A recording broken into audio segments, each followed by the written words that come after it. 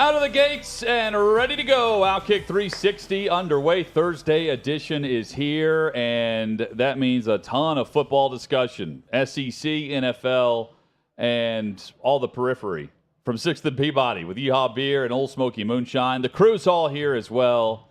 Big show planned. Trey Wallace joins us from OutKick.com. SEC headlines in 20 minutes as we get set for every practice to begin. LSU started theirs today, for instance. There are plenty of storylines from the Southeastern Conference. Amy Dash, the Odyssey legal analyst and the founder of League of Justice, she will be with us in an hour as we will go through the top bullet points to follow, as now we know the NFL will appeal the suspension of Deshaun Watson. What happens next? What's the likelihood of a lawsuit, of an injunction? What would that take from an outside court to allow him to play? We'll get through all of those details with Amy. That's coming up at the next hour. Armando Salguero is on the show. There's preseason football, and he wrote a love letter to it at OutKick. We will ask him about that. Scott Dixon from IndyCar, 6-time champ, in studio with us in the final hour. Gentlemen, good afternoon. Looking forward to our show today. Really looking forward to talking with Amy Dash, not just about Deshaun Watson, but now you've got members of the Live Tour suing the PGA over antitrust violations, with them banning them from the tour. So we'll ask about the validity of that lawsuit and what could happen with all of that. So perfect day to have her on. Always perfect to have Armando and Trey on talking football. And it is crazy. As you guys know, I have the Today Show on at times in the morning as I'm eating breakfast and getting ready. It comes on at 7 a.m. I'm up and ready to go. It starts, and one of the top stories was the NBC football music, and football is back tonight with a preseason game. And I got to be honest, did not really know that until it happened, because I've not been anticipating the preseason as much as Armando Salguero has been anticipating preseason games. I'm driven crazy by the football is back. Football is back on the Thursday before September 11th. This is sub-football, if you will. Well, sub-NFL football. Yeah. I got a text by a previous guest of our show that has me feeling a little down. One Faith Kuharski, mom, who she wasn't even critiquing the show. She was critiquing pictures she saw, like thumbnails of a show where I was wearing evidently a dark polo. And this could have been, I think, from a while ago, because I've lost weight, where she said my neck looked very fat and I should be more conscious of what I'm wearing. And then she read some comments, evidently on a show, where somebody was accusing you of something, Chad, and she was, of course, taking these comments at face value. I told her, do not read the comments. These people have no idea what they're talking about. Whatever was said was probably true. Yeah, don't read the comments. Whatever I was accused of is probably true, I said, to be fair. To be fair to Faith. She's a great judge of character. Please look at pictures from yesterday's show, or from the site, my site, where there's a picture of me yesterday. I'm looking good, but I'm going to sit very tall today and elongate my neck. I wore a light shirt.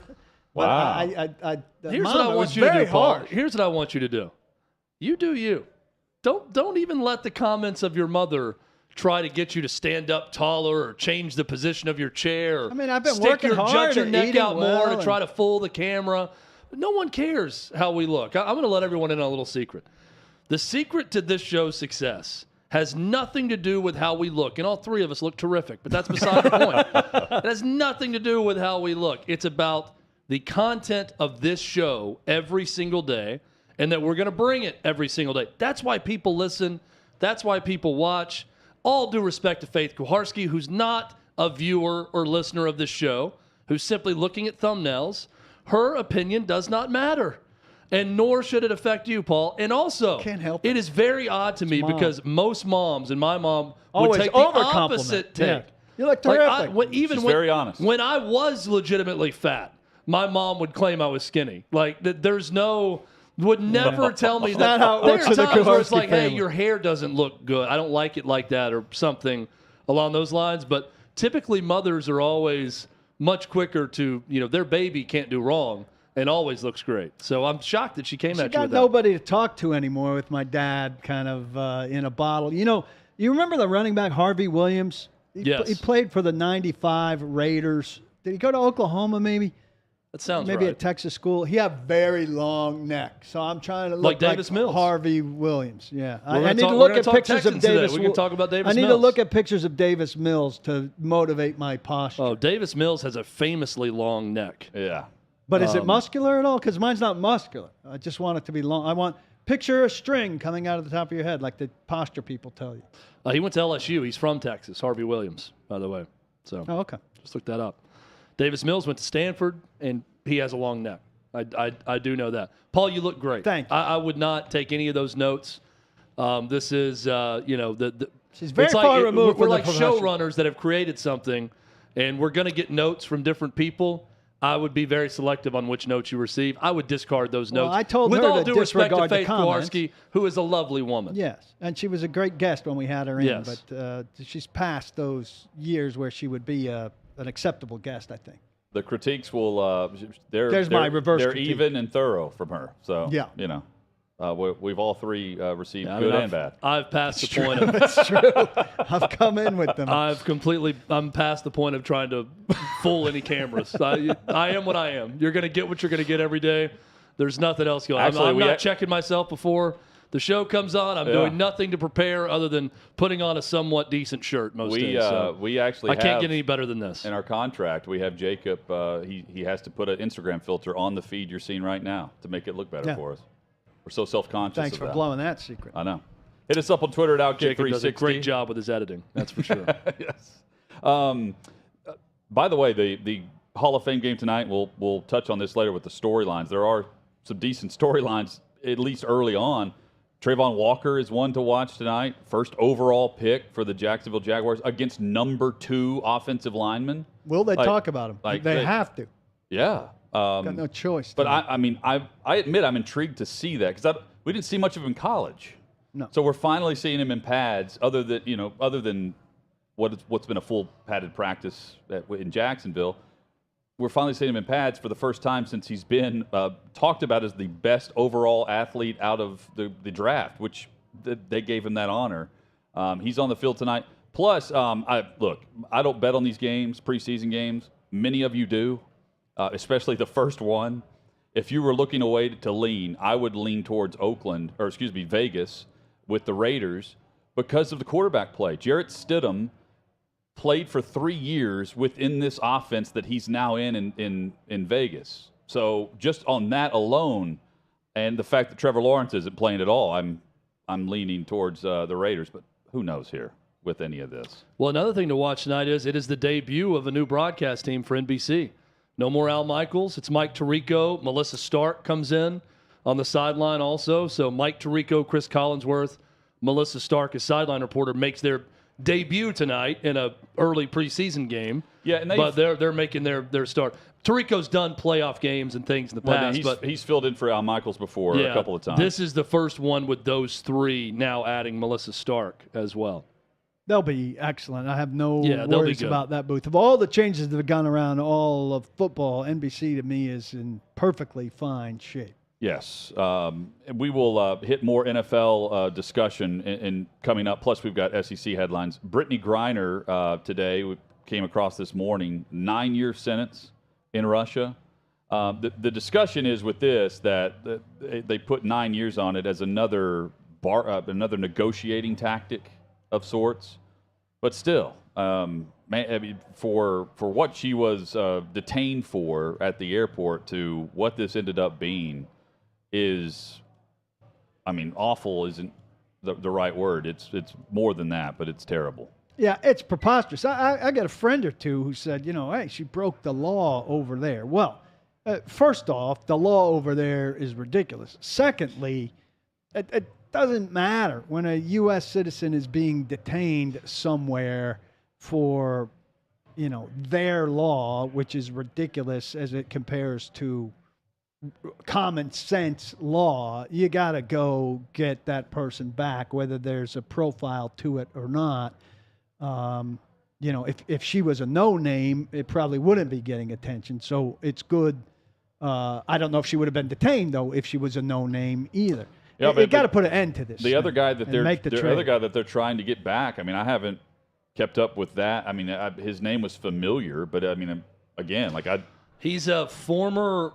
You're never a former Marine. He's a Marine, right? Retired Marine, I guess, that was charged with espionage while in Russia. Honestly, no clue if he's actually a spy or not for the United States. Who knows? Could have been an American over there that got tied up into something, or they falsely accused, and he's in prison. The weird thing about the proposed trade is it's an arms dealer that Russia's wanting back. It's a 2-for-1 trade. Yeah, America would get Brittany Griner and this. So I look at it and think it may not be the worst trade if this guy was actually an American spy that they're sending back. If he's some dude that was in Moscow on vacation that used to be in the Marines that they suspected of being a spy, and he's just a civilian, while that's terrible and even worse that he's over there in this situation, that's not an even trade to send back the biggest arms dealer in the world to Russia. So it's a tricky situation. I don't know, guys, how they have pro-women's league still in Russia, and that's where Brittany Griner was going. Yeah. And they can make a lot of money over there. I don't know how you go to Russia right now if you are an American and play in one of those leagues unless you're going to make 10 times what you make in the States. I don't think anybody's going anymore. But unless you had the perfect setup where you were insulated by your team and protected by them and the ownership, and you just kept your head down and didn't do much but play the game and then go back to your apartment, I would not want to be in that country right now because you could get taken for anything. And it seems she didn't get out quickly enough. Maybe there was no getting out quickly enough. And then when you're getting out in that circumstance, you have to be, totally careful and safe. She didn't do it without failures of judgment, but that doesn't mean she should be in prison for any period of time or facing what she's facing now. No, there's nothing that she's done that would warrant 9 years in a Russian prison. Or however many months she's been detained. Right. Yeah, but it's a difficult situation all around because everyone should look at that and say she should be back in the United States. That's what's right for what she was caught with on a plane, and the punishment does not equal the crime at all in this situation. But there's also zero goodwill right now between the two countries. So there's not going to be an amicable, some sort of agreement that's going to be balanced on both sides with with the outcome, and that's the scary part. And she pleaded guilty. She pleaded guilty back in July, early July, just after July 4th. In fact, is when we came in and discussed about a month ago. And she did that to speed this process up. So now you've got the verdict and penalty handed down. So hopefully this speeds up a bit. She's been over there for 24 weeks, detained for 24 weeks, I should say. So, that's our hope, is that it's the 9 years tacked on as the bargaining chip here and not the final judgment. Well, we're going by someone on YouTube commenting on the show, but William says the arms dealer, by the way, is set to be let free in 2028 as an FYI. So getting a 6-year head start on that. Well, that's important. It's not a lifetime sentence for this arms dealer. So when factoring if the trade should be made or not, we should note that. That makes it sound a little bit more fair. Yes, absolutely. We discuss SEC headlines coming up. Practices opening across the conference. Trey Wallace has been following those headlines for you, and we'll ask and discuss the big topics next on OutKick 360. First, though, Aurora NutriScience, VitaLifeScience.com is the website for the best supplements for you. Aurora NutriScience helps you stay mentally sharp and healthy by delivering supplements where you need them the most, your body. You take these supplements and they stay there. You're not wasting them like a typical capsule or pill.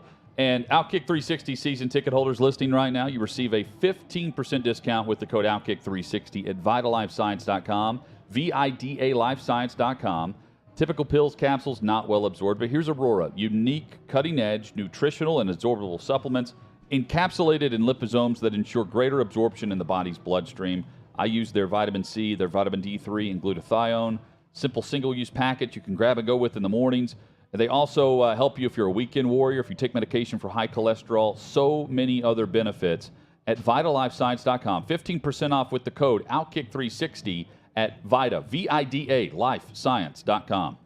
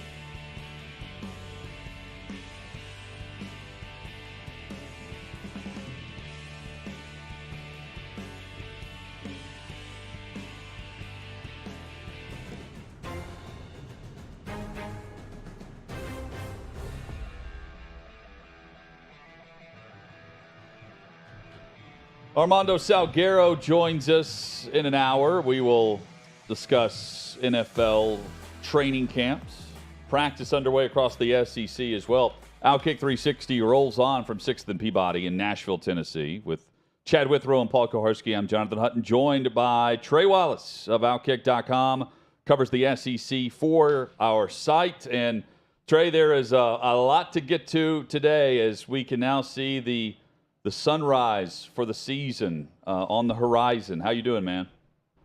Man, I'm good. I'm excited that things are going on, that we've got some college football, that we are 3 weeks away from Vanderbilt traveling to Hawaii, which is a game that I have put in for to travel and cover. We'll see if that actually works or not.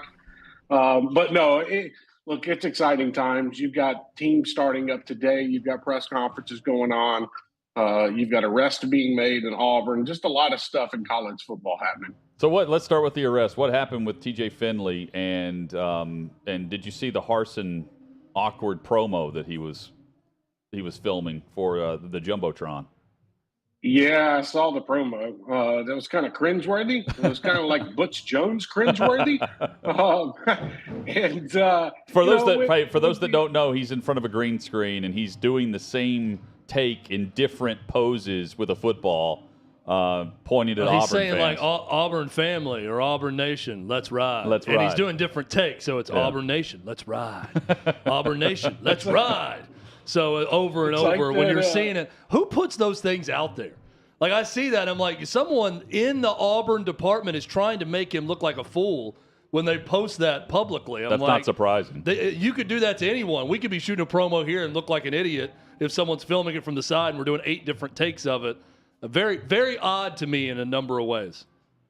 The problem is you've got somebody that's probably some intern or whatnot that's sitting there filming it while they're doing it, and then he's tweeting it or putting it out somewhere, and then everybody's picking it up. Like, it's not going to be hard to figure out, who the person was that put out the video. It reminded me of that. Y'all remember that crazy Muschamp thing that happened where he was doing a promo, but then they did like an outtake, and he told everybody they can go F themselves? Yes. I love that. Yeah, it was for South Carolina season tickets. Yeah, it was beautiful. See, we love these kind of outtakes. Give us some stuff behind the scenes. Maybe it won't be cringeworthy, but if we get something like Muschamp, I'll take it. Let's stay at Auburn with TJ Finley, because he made history as the first college football player to ink an NIL deal with Amazon. He's selling shirts and sweatshirts and phone cases and other things with Amazon. But he's been arrested for not wearing a helmet on a scooter. Is that right? Well, he got booked for eluding police. It stems, I was talking with a few people from down in Auburn before I came on.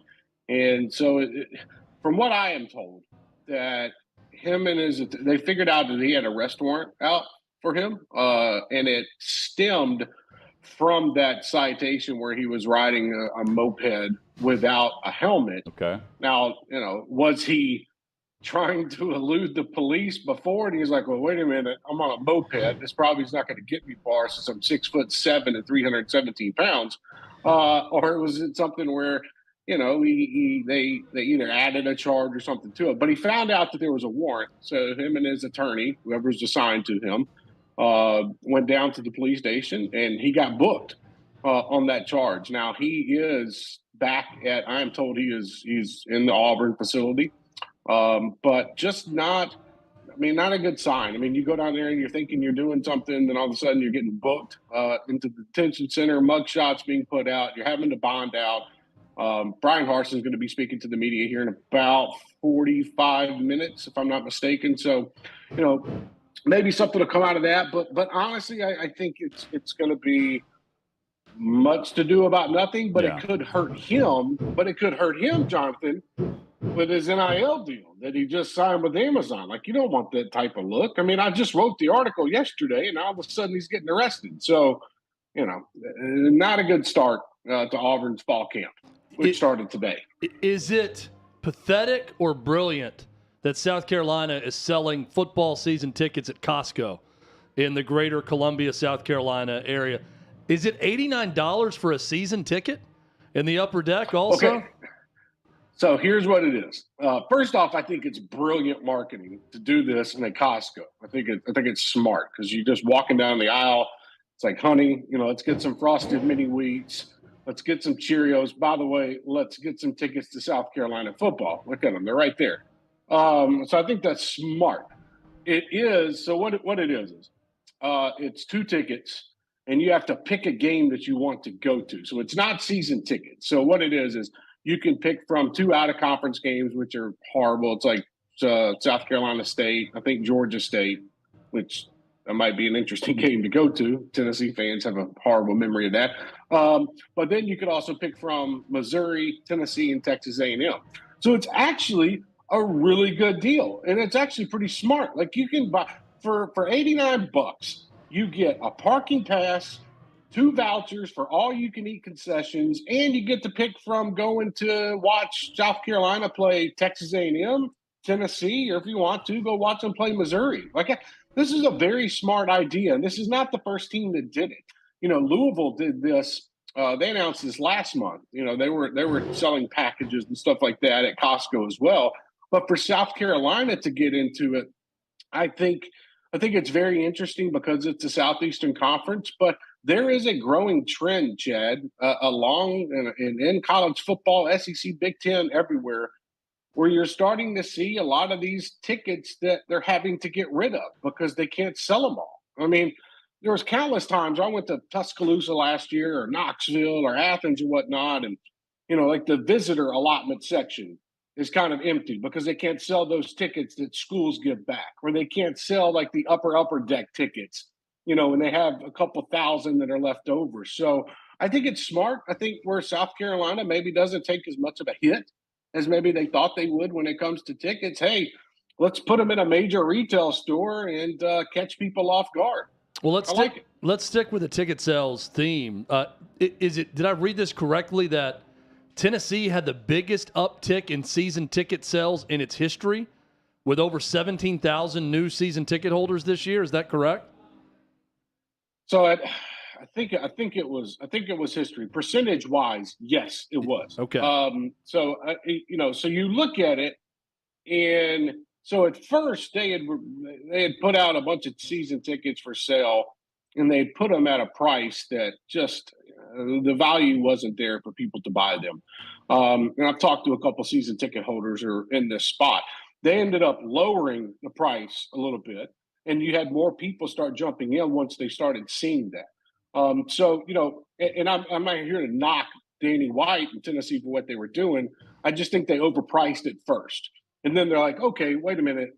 People aren't coming in at this, but we still need to sell these tickets and make some kind of profit. So let's lower it a little bit, which is exactly what they did. And you come out and, you're upwards around 58,000 season tickets sold, which is big for a program like Tennessee. And I'll say this about Tennessee. No matter what the season is, who the coach is, it's always optimism going into it. So they're going to buy this stuff if it's presented to them. And, especially when you're adding a new upper deck club area where you can just hang out, and stand if you want to, and you got new West Club seats. So good on Tennessee for selling tickets. And it just shows you, man, give Tennessee fans a little bit of optimism, they're going to buy right in, which is good. After Alabama bottomed out last year with the SEC championship and a national runner-up, how do you think this massive rebuild is going? I think that teams would kill, fans would kill to have what Nick Saban called a rebuild year. And I look at Alabama, and I don't really think last year was a rebuild. Now, look, I'm not Nick Saban, and I'm not getting paid $10 million a year to coach Alabama. But you look at what they had on that roster when it comes to wide receiver, when it comes to quarterback, offensive line, defensive line, like it just didn't feel like a rebuild. Now you go into this season, there's spots you got to fix. You've got to find, who is going to be your main targets at wide receiver. I think they're set at running back with Jahmyr Gibbs from Georgia Tech. I think he's going to be a stud for Alabama. I think they're going to have a pass rushing presence with Will Anderson, who is the scariest defender, in my opinion, in college football, coming off the edge.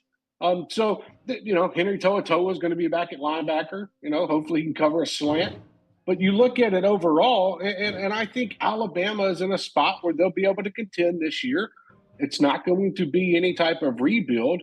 And you look at it going forward, I think, in retrospect, Nick Saban was like, okay, well, maybe there was a few spots we could have been better at. Maybe that's what he calls a rebuild. But they played for a national championship. They won an SEC championship, and they only lost, 2 games the entire season. So a differential of opinion, I think, when it comes to what Nick Saban's doing, which Kirby Smart, by the way, and I'm writing about this for tomorrow morning, kind of took a shot at today because he was like, somebody asked him about, do you know what a rebuilding year is?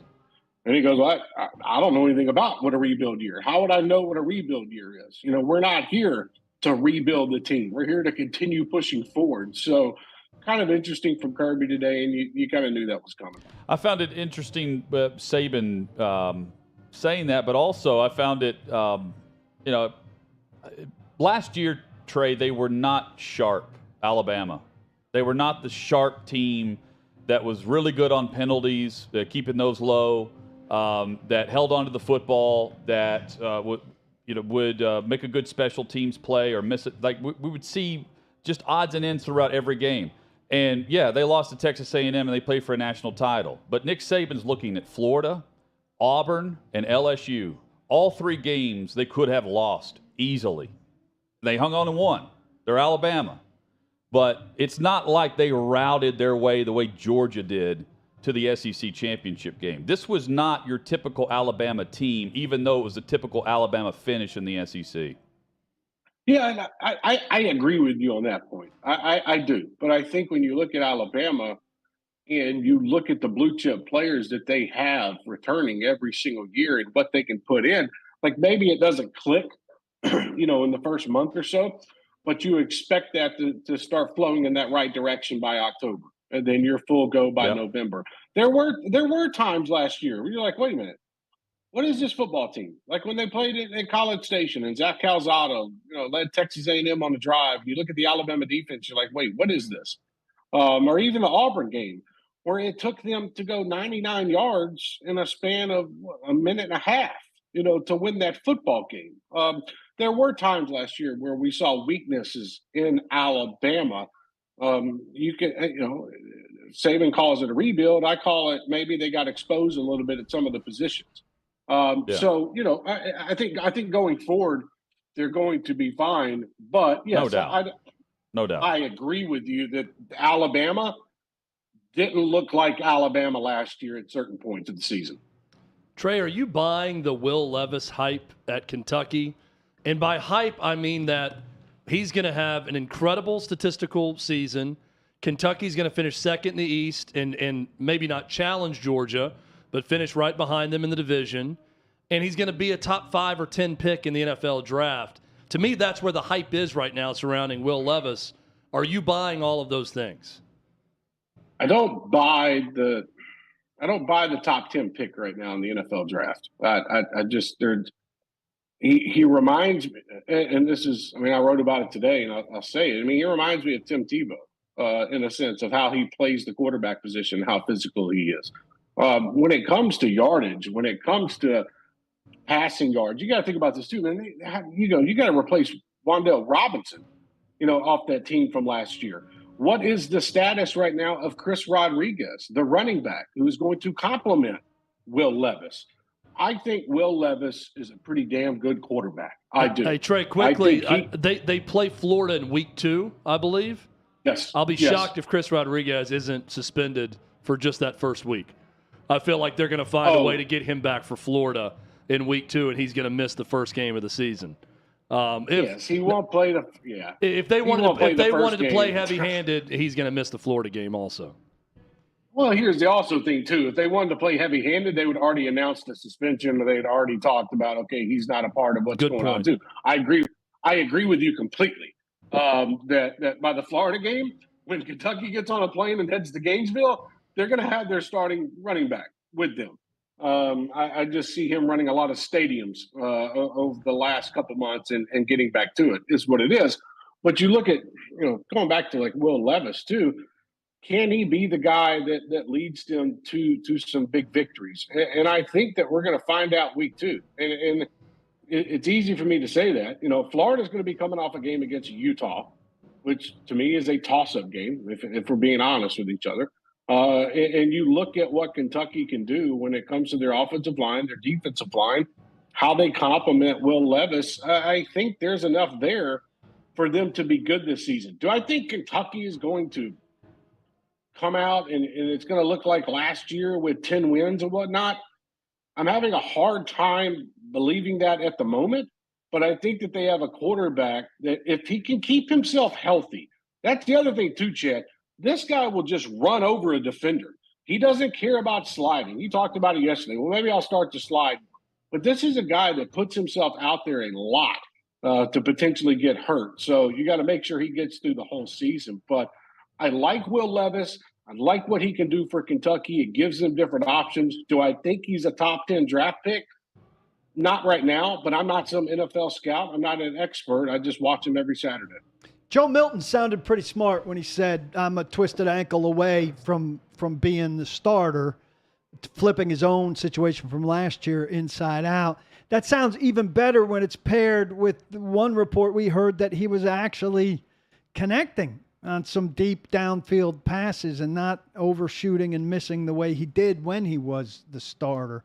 What have you seen and heard about him? Yeah, talking with some coaches and some people around Tennessee, Joe Milton looks good. I mean, but that's the same thing we heard last year. But I think here's the difference between last year's Joe Milton and this year's Joe Milton. Is last year Josh Heupel and his staff, they threw everything they could at Milton and said, "Okay, you're going to be our guy. Let's prepare like you're our guy." I think this year it gives Joe Milton an opportunity to learn, to be better. I think he does get in spot duty. Like I think you're going to see him play against Ball State on that Thursday night, probably in late third quarter, probably the whole fourth quarter. And it does. That is such a smart way to put it. I'm an ankle sprain away from being your starter. You darn right you are. And I think that the relationship that he's built up with him and Hooker, I think that's very key as well. Them going through practice, them working to get better with each other. Like it's not going to be surprising this year if Tennessee has to rely on Joe Milton at some point in some difficult situation. We see how Hendon Hooker plays. Does he get hit scrambling out of the pocket and has to come out for a couple plays, or does he twist an ankle, or does something happen that throws Milton in there? And the fact that he is, I know we're only a couple days into fall camp, but he had a good summer throwing with receivers, I was told. And he's starting off fall camp the right direction. And you know what? For a guy that went through what he did last year, and off the field stuff, and I'm talking about people talking about how he can't connect on a deep ball, or that his football in slow space, it's just floating around the atmosphere. I think he's handled it the right way, and he came off the right way. So it only benefits him and the Tennessee roster that he continues to push forward and be better. Trey, could Brian Kelly already have more talent at LSU than he had the previous 5 years at Notre Dame? And if so, how difficult is LSU to predict as they begin practice? I mean, Jonathan, it's tough. It's tough to predict what LSU is going to do, because you think about LSU and you think about, okay, they had the talent. Like, to me, they had the talent last year. They had the talent, and they won the national championship as well. But it doesn't – to me, when I looked at the roster, when I looked at the production that is coming back, and then you look at the quarterback position and how they're going to roll there, I think Brian Kelly walked into a pretty darn good situation down in Baton Rouge, especially along that defensive line. I think they're going to be really good at running back. I think this is a roster this year that will be able to surprise folks. The problem is we all saw the situations that the Tigers put themselves in last year, where there was so much uncertainty with Ed Orgeron as the coach, and they didn't play as well. And there were times where it looked like, this team had kind of like given up on Ed O. But going forward with Brian Kelly, if he can and it's not just Brian Kelly, it's his staff too. If they can get the most out of these players and the guys that he has on the rosters and the guys that he was able to bring in from this recruiting class, maybe you get a little bit extra out of a freshman or two. This is a team that could probably win 7 games, maybe 8 with a bowl game. I mean, you just never know. I mean, they could come out and be flat, and they need, another year to get going down there. But I think with what they have going on at quarterback right now, and especially a running back, maybe they can get something done on offense that a lot of people aren't expecting. And I don't think you would ever think this. Maybe LSU can catch people off guard. I don't know when the last time I've said something like that is. I think you're right. I mean, they have 4 quarterback options right now, legitimate options that Brian Kelly was discussing. They're on their 4th defensive coordinator in as many years now. So, I mean, they've got they have the hub, the talent, the nucleus. They've got to find the QB, though, to get it going. Trey Wallace, our QB for SEC coverage at OutKick.com, our SEC columnist, and he joins us on Thursdays. Trey, have a great rest of the day, and enjoy football, man. We'll catch up soon. Yeah, look forward to it, guys. Enjoy the Grand Prix in Nashville this weekend, and love the coverage y'all are doing. So have a great weekend. Thanks, Trey. Appreciate it. Scott Dixon, Indy driver, will be in studio with us in about an hour and a half or so. Coming up, rookie quarterback Malik Willis with the Titans. How has he progressed since he's been drafted by the club, and how's training camp number 1 going for the rookie QB? We'll tell you next on OutKick 360.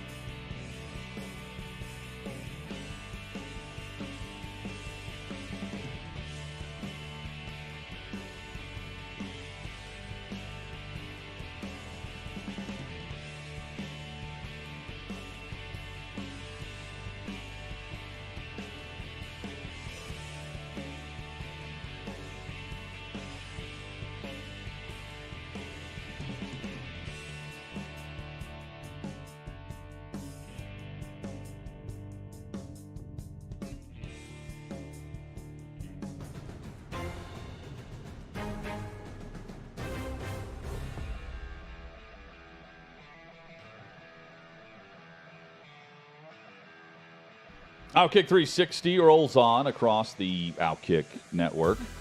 Yesterday we previewed Pittsburgh, and then Kenny Pickett went out and had a great practice, and now everyone's raving about him. Malik Willis here in Nashville. There have been signs of the arm talent and athleticism for sure, but consistency is not a word I would use. He has struggled. That's putting it in a polite way based on the 4 now practices of icing. Paul, you've been out there each day, and we're very early on in the process here. But there's a reason why he was not a first-round pick in this past NFL draft, and it's apparent. Yeah, there are some people that want to make a complete judgment on him now, which is crazy. Right. You don't make a complete judgment on a Peyton Manning at this stage, better yet a Malik Willis. So when I offer negative critique, I try to tag on every time. But this is what you would expect from a guy like Malik Willis coming out of a small school, 3 padded practices into his first training camp. Pat O'Hara, the quarterback coach, had some interesting things to say about his development that I thought people would want to hear. So I brought in this audio clip. Yeah, with young quarterbacks, it's really cool though with Malik is he's able to retain information really well. And so his decision making, which we monitor, has been very good for him. And things that he hasn't had to do before relative to working from the pocket, his feet need to catch up with his mind. And it's getting better. It takes time, Malik has a very strong arm and a really cool skill set. But you can't always rely on that all the time. These windows are tight. The geography is different with the hash marks in the program, which makes a big difference, in my opinion. So the other thing too is, when you're playing quarterback, the NFL provides protection for quarterbacks much more so than outside of the pocket. When you're in the pocket, which is the tackle box, you're protected in the head and neck area. You're protected from being hit low. You're also protected from being body weight landing on top of you. The tackle, that's 3 ways of protection for a quarterback. Once you leave the tackle box, the only area you're protected is the head and neck area. So you need to operate outside the pocket, but you need to be able to operate from inside the pocket. Operating outside the pocket is not a problem for Malik. It sounded as if... So his feet need to catch up to his mind is an interesting thing for me. He had a terrible one-on-one red zone period today where Tannehill was a Grand Canyon gap between the two of them. Then down at the other end in 7-on-7, I thought he made some quick decisions and found guys in a rhythm. And then again, he was bad. So it's up and down period to period. But again, I would say every time, this is what you'd expect from a guy like this at this stage. And making any broad pronouncements about him now is just foolhardy. Yeah, and that's why I'm hesitant to bring the type of topic I want to bring, because I want to see him in the preseason before we start asking questions about why they drafted him. But based on what I've seen, he's going to tuck and run a lot in the preseason game. Yes. A lot. Yeah. And read and run. I don't know how you win the number 2 job doing that. I don't know how you don't keep 3 quarterbacks now if he's going to be that developmental. I don't know how you judge receivers now if you have him in the game. That's because totally I'm fair. anticipating a lot of tucking and running. That's totally fair. The way you win the number 2 job, which I don't think he will, is that the number 2 sucks and can't do a lot either. But the number 2, they've already expressed their love for because of his study habits. They love him. And, I expect Logan Woodside how into to the be game around. plan he is. Well, let's bring it up because Paul just hit on it. If we're a week and a half in and you say that you don't think he's winning the number 2 job, that is a massive issue. Well, he's competing against Logan Woodside. He's not competing against Trubisky or Pickett. No, I agree. And this is what I would say and where I am on it. If Logan Woodside's the number 2 and he comes in when Tannehill goes down in the game, what are they going to do? They're going to hand it off, throw short and safe, count on the defense. So if Malik Willis came in, that's the same thing you'd be asking of Willis. Plus, Willis adds the ability to run. Right. So he actually sounds better. I don't think his short stuff is going to be significantly worse than Woodside. He gets 1 or 2 fewer reads out of it, probably. So I think you're screwed either way, but it's a little bit more dynamic. Fewer reads, but a little bit more dynamic. That's not a huge difference to me. But if you need 4 games, you're probably safer with Woodside. He's got to win the backup job. And I say that for this reason. This So is no early knock for on a raw Logan kid. Woodside. He is who he is. There are 100 Logan Woodsides. There is absolutely no fear of Logan Woodside going to do anything if you cut him. I mean, give me a break. No. You could draft any MAC quarterback that's got great study habits and is a good locker room guy that can come in with a functional arm and play the role of Logan Woodside as a buddy for the backup quarterback to help prepare. And he's very good at that. I have no doubt. But If he's they not like going to him be as this much. confused as Willis is going to be. Right. But, I mean, Willis also may steal you a game because he's got a 50-yard run in there that Logan Woodside's never going to do, even if he is tucking and running too quickly if he gets put in the game. I say that not to say, because you guys have been out there. I have not. But even if he's struggling right now and he runs too much, he has got to develop at least to the point where we're saying this is why they drafted him. He's got to be the backup option ahead of Logan Woodside. That's not a giant leap. I want to say that's where he's got to get. I don't see him running a lot in practice. I see some on designs. I see a pocket breakdown where he's hanging on to the football trying to read the field, knowing he's going to get crushed or he's going to tuck and run in a live game action. He did scenario. have an 8-play field goal drive the other day, Hut, where he only threw 1 pass. They ran otherwise, and he had 2 runs that were probably designed. Today, though, he shows great signs of arm talent. He had a couple rockets across the middle that were beautiful. 1 touchdown pass in 7-on-7 red zone, in top end red zone, high red zone. But the 2-minute drill at the to end practice was just a cluster. Yeah. And look, he's fully capable, if what Pat O'Hara's saying, he's retaining information, of taking a big leap forward once he gets a grasp of this offense, because Woodside definitely has the benefit of being here for that. But, man, it's got to start happening, and it's going to start happening in preseason and the joint practice. The one thing is I don't think he'll break easily mentally. Has a good head on his shoulders. All fair. We discuss legal issues with Amy Dash next.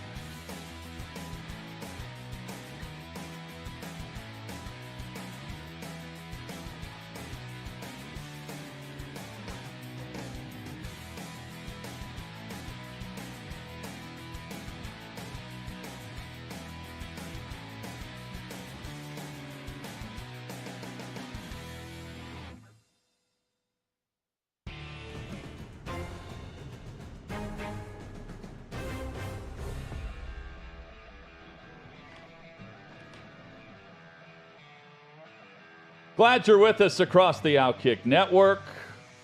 OutKick 360 rolls on. Coming up in 20 minutes, Armando Salguero will join us. And in the third hour of today's program, we have Scott Dixon coming in studio. IndyCar driver, a 6-time champion, and second all-time in IndyCar wins and victories. He'll be in studio with us to discuss the Music City Grand Prix, among other things. And Amy Dash will join us in just a moment with the very latest on all of the legal expertise that we can find in regards to what the NFL offseason is. I think that's why I'm all for preseason games, to actually get to see the product from other on television instead of just coverage of appeals and injunctions and anything else that's headed our way.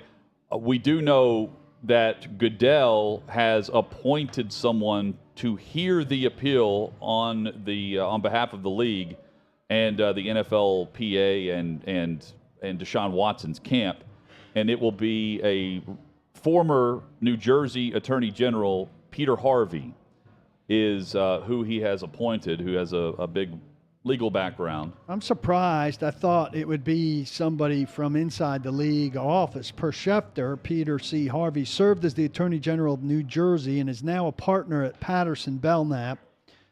Even I know the name of that firm in New York. He's also served as a federal prosecutor. He has deep expertise in criminal law, including domestic violence and sexual assault. So he's found himself somebody with expertise in the field. Question will be, is this guy aligned with what the league has declared it seeks? I feel like he'd get a bit of a heads up from that guy before appointing him that they're somewhat aligned on what should happen to Deshaun Watson. Maybe I'm wrong. We'll ask Amy Dash. Well, Amy Dash joins us. She's the founder of League of Justice, Odyssey legal analyst. Nice enough to join us on the show again. Amy, hope you're doing well. I'm doing great. How are you guys? Very well, thank you. What are the odds that Roger Goodell finds himself a designee who is not aligned, at least in principle, with what the league is seeking here, adjusted penalty-wise? Well, I think the league is in a tough position because if the league tries to influence its so-called independent designee, a lot of that stuff usually leaks. But I think the NFL wants to be in a position where it's heroically trying to push for this longer one-year suspension.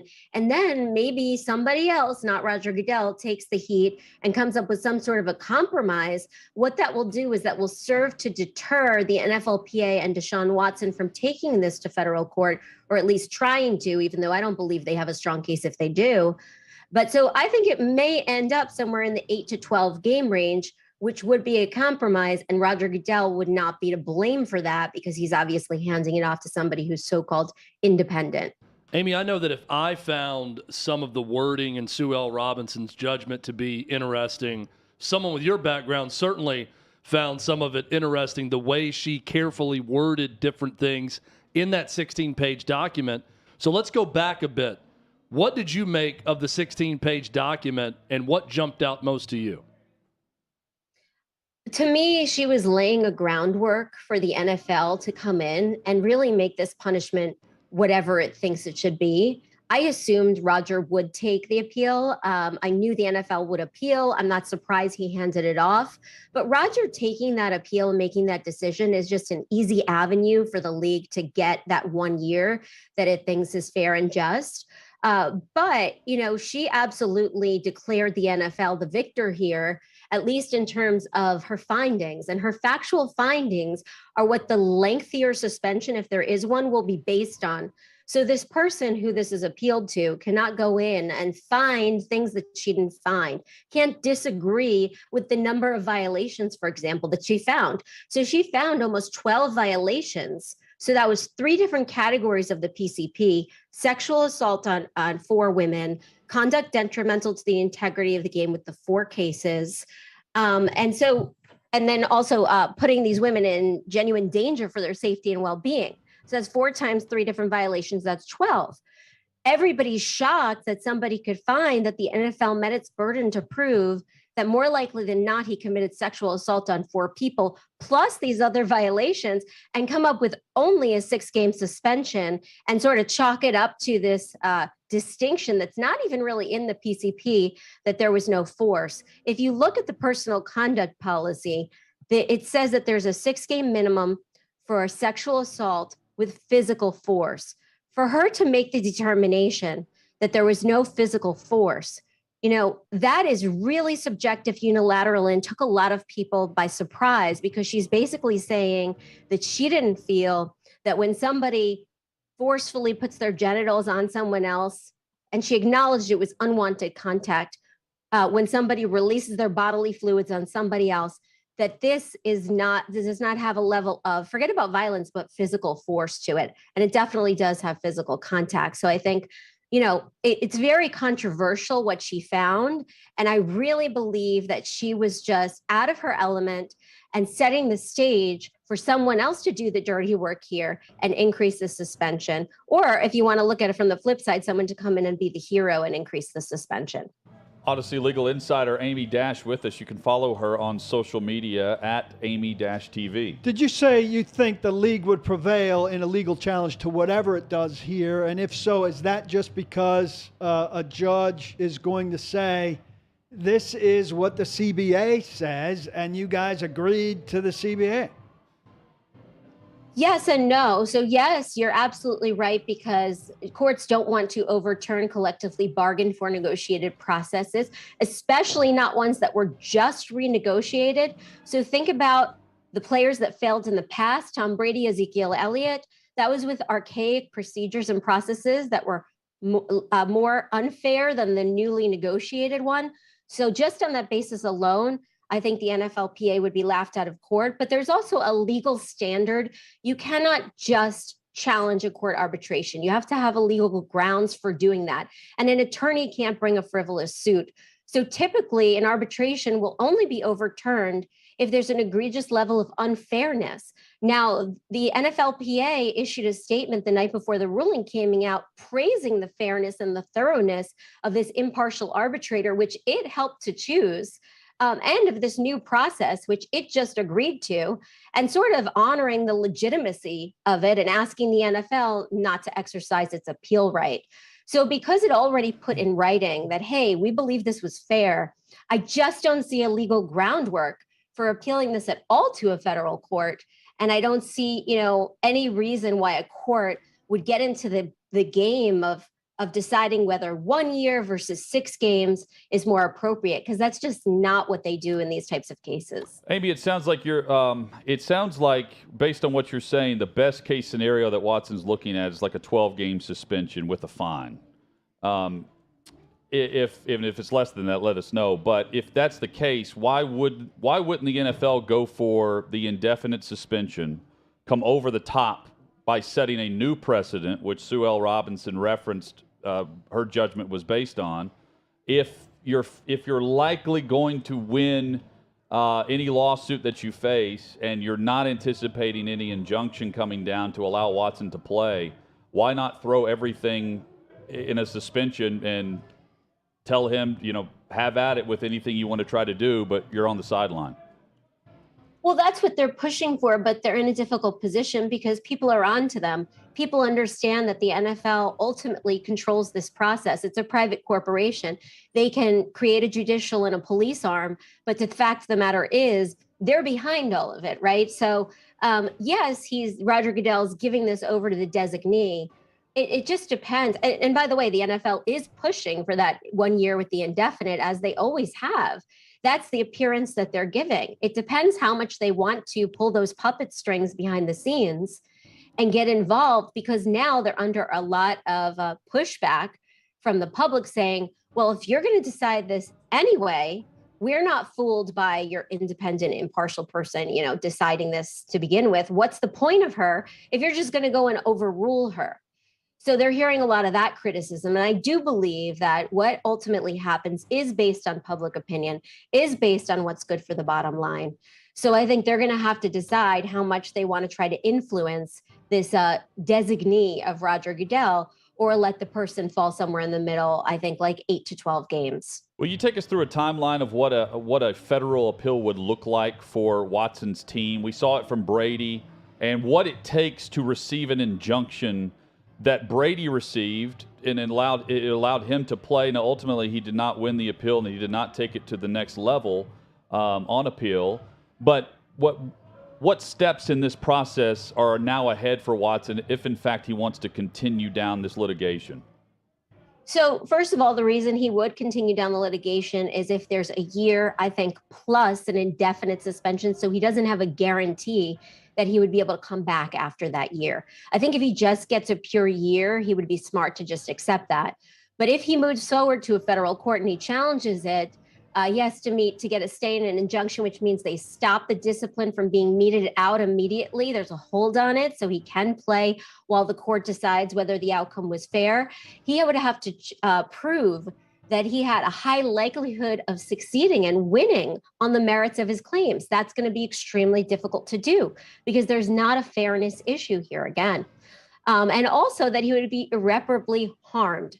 We're not seeing that, at least from a financial perspective, because his contract has, I think 1 million the first year. So he would actually be more harmed. And this is what I would argue if I were on the other side of the court process delaying, and then he loses, and then he goes and loses in the year that he's set to be paid $46 million because he's suspended in the second year. What players have argued in the past and what he could possibly argue is that if he misses out on these games, because remember, he already missed out on a season, that he will lose in terms of statistics, in terms of accomplishments on the field, in terms of being eligible for, Pro Bowl and awards and things like that, Super Bowls, what have you. So I think that's where he can try to make the argument. But remember, that argument has failed on multiple occasions with other players. Wondering how you react to this piece. In their announcement of the designee, the NFL is also saying the appeal addresses whether the discipline should be modified to include a professional evaluation and treatment as determined by medical experts, in addition to revising the punishment, the suspension. What are your thoughts about that element of it, which the league seems concerned with, that he's admitted no wrongdoing, and they wonder if there shouldn't be some therapy or something like that? Well, that's actually pretty common to all of the discipline cases. In fact, in the majority of the discipline cases, there is usually an acceptance of responsibility, and with that accountability, a promise to rehabilitate, to go to treatment that's not designated by the league, but also overseen by the league.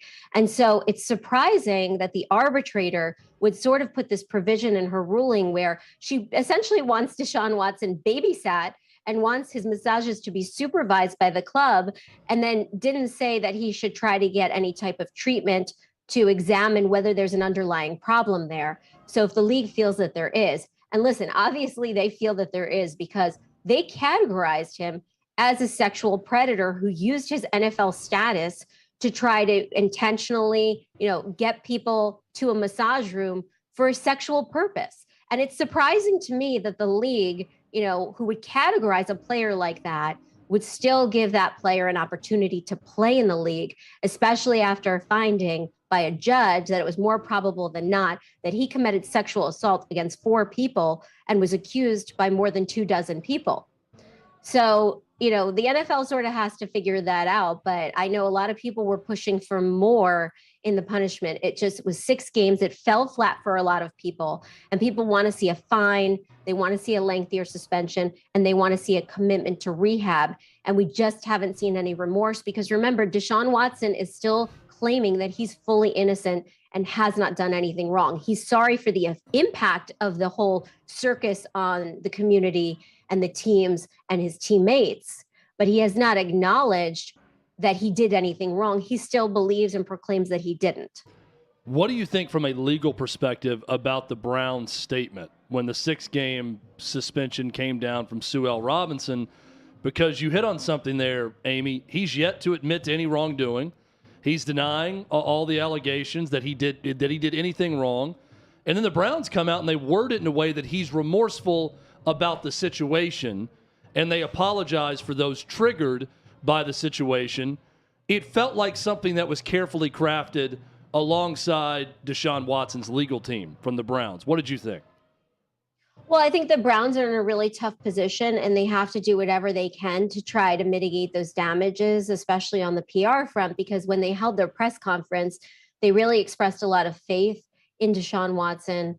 And they exclaimed that they had thoroughly vetted this guy, and they believed, that he was the right person for that organization, probably not expecting such harsh findings and such definitive findings, literally calling this case one of the most egregious, if not the most egregious pattern of conduct exhibited by any player in NFL history.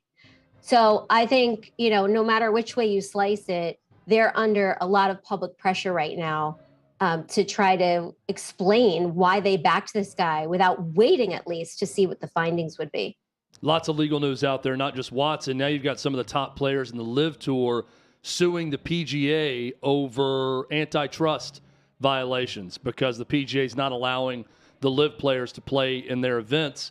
What do you think about the validity of this lawsuit, Amy, and what kind of chances do the Live players have in winning? Well, I think the validity of the lawsuit's pretty good. One of the major things is that the PGA players were independent contractors, not employees. So when you have a situation where you can't necessarily expect exclusivity, and then somebody goes to try to play for competing tour, league, whatever tournament, and you exact punishment on that person for doing that, punishment to the detriment of your own tour because it hurts the PGA, that's one of the hallmarks of anti-competitive behavior, where you're trying to hurt your short-term gains to make long-term gains. And that's sort of what the lawsuit's going to examine, is whether the behavior was predatory, whether it had an anti-competitive purpose, and really whether there's harm to these players in preventing them as independent contractors from going and participating in another tour. Amy Dash, Odyssey Legal Insider. Always great with us. We appreciate the time. We saw the lineup that you're on today. It's quite the gauntlet of stations. Busy day. Thanks for squeezing us in. Hopefully we were early in and we didn't bore you too much.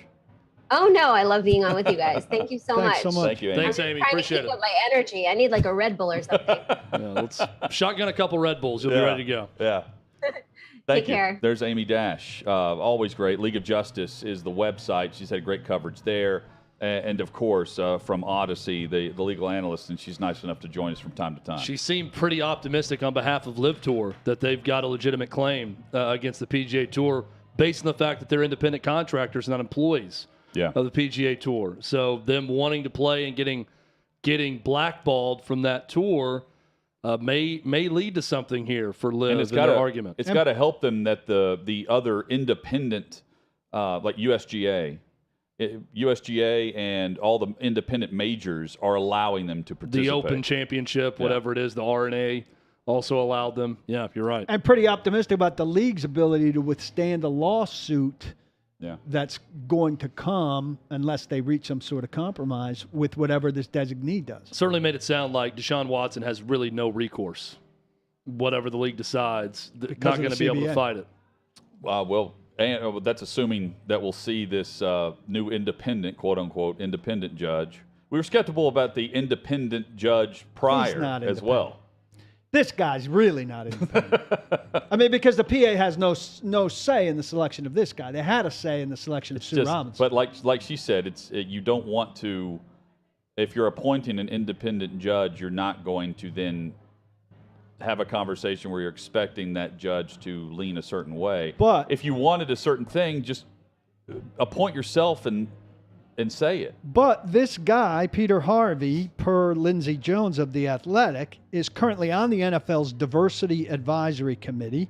And in 2017, he was on the committee that suspended Ezekiel Elliott under the personal conduct policy. He's got history with the league. It's not like Roger Goodell just went out and found this guy and met him and said, hey, we've chosen you to do this. They've got history together. Sure. And he has a history of following the personal conduct policy, which was based on precedent. Sure. With Ezekiel Elliott. Coming up, Armando Salguero will join us. we say all that to say this isn't going away anytime soon. This is going to continue with this. This I'd be surprised if this precedent. guy doesn't lean the direction the NFL wants. Now, if he leans all the way to indefinite, that's what I'm saying. That's the question. Are they going to get fully what they want, or is it somewhere in the middle, which is likely what the NFL was trying to negotiate with Watson to begin with on a settlement? Armando is next, and we'll talk football on the field on OutKick 360.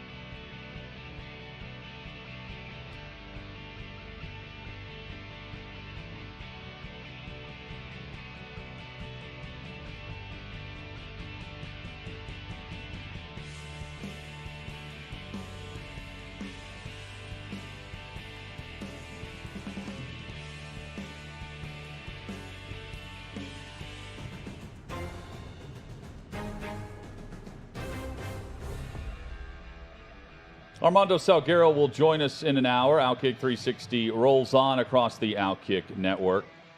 IndyCar in town here in Music City, Nashville, Tennessee, for the Music City Grand Prix, which races on Sunday, but big events throughout the weekend, all week, including right here at 6th and Peabody with Yeehaw Beer and Old Smoky Moonshine.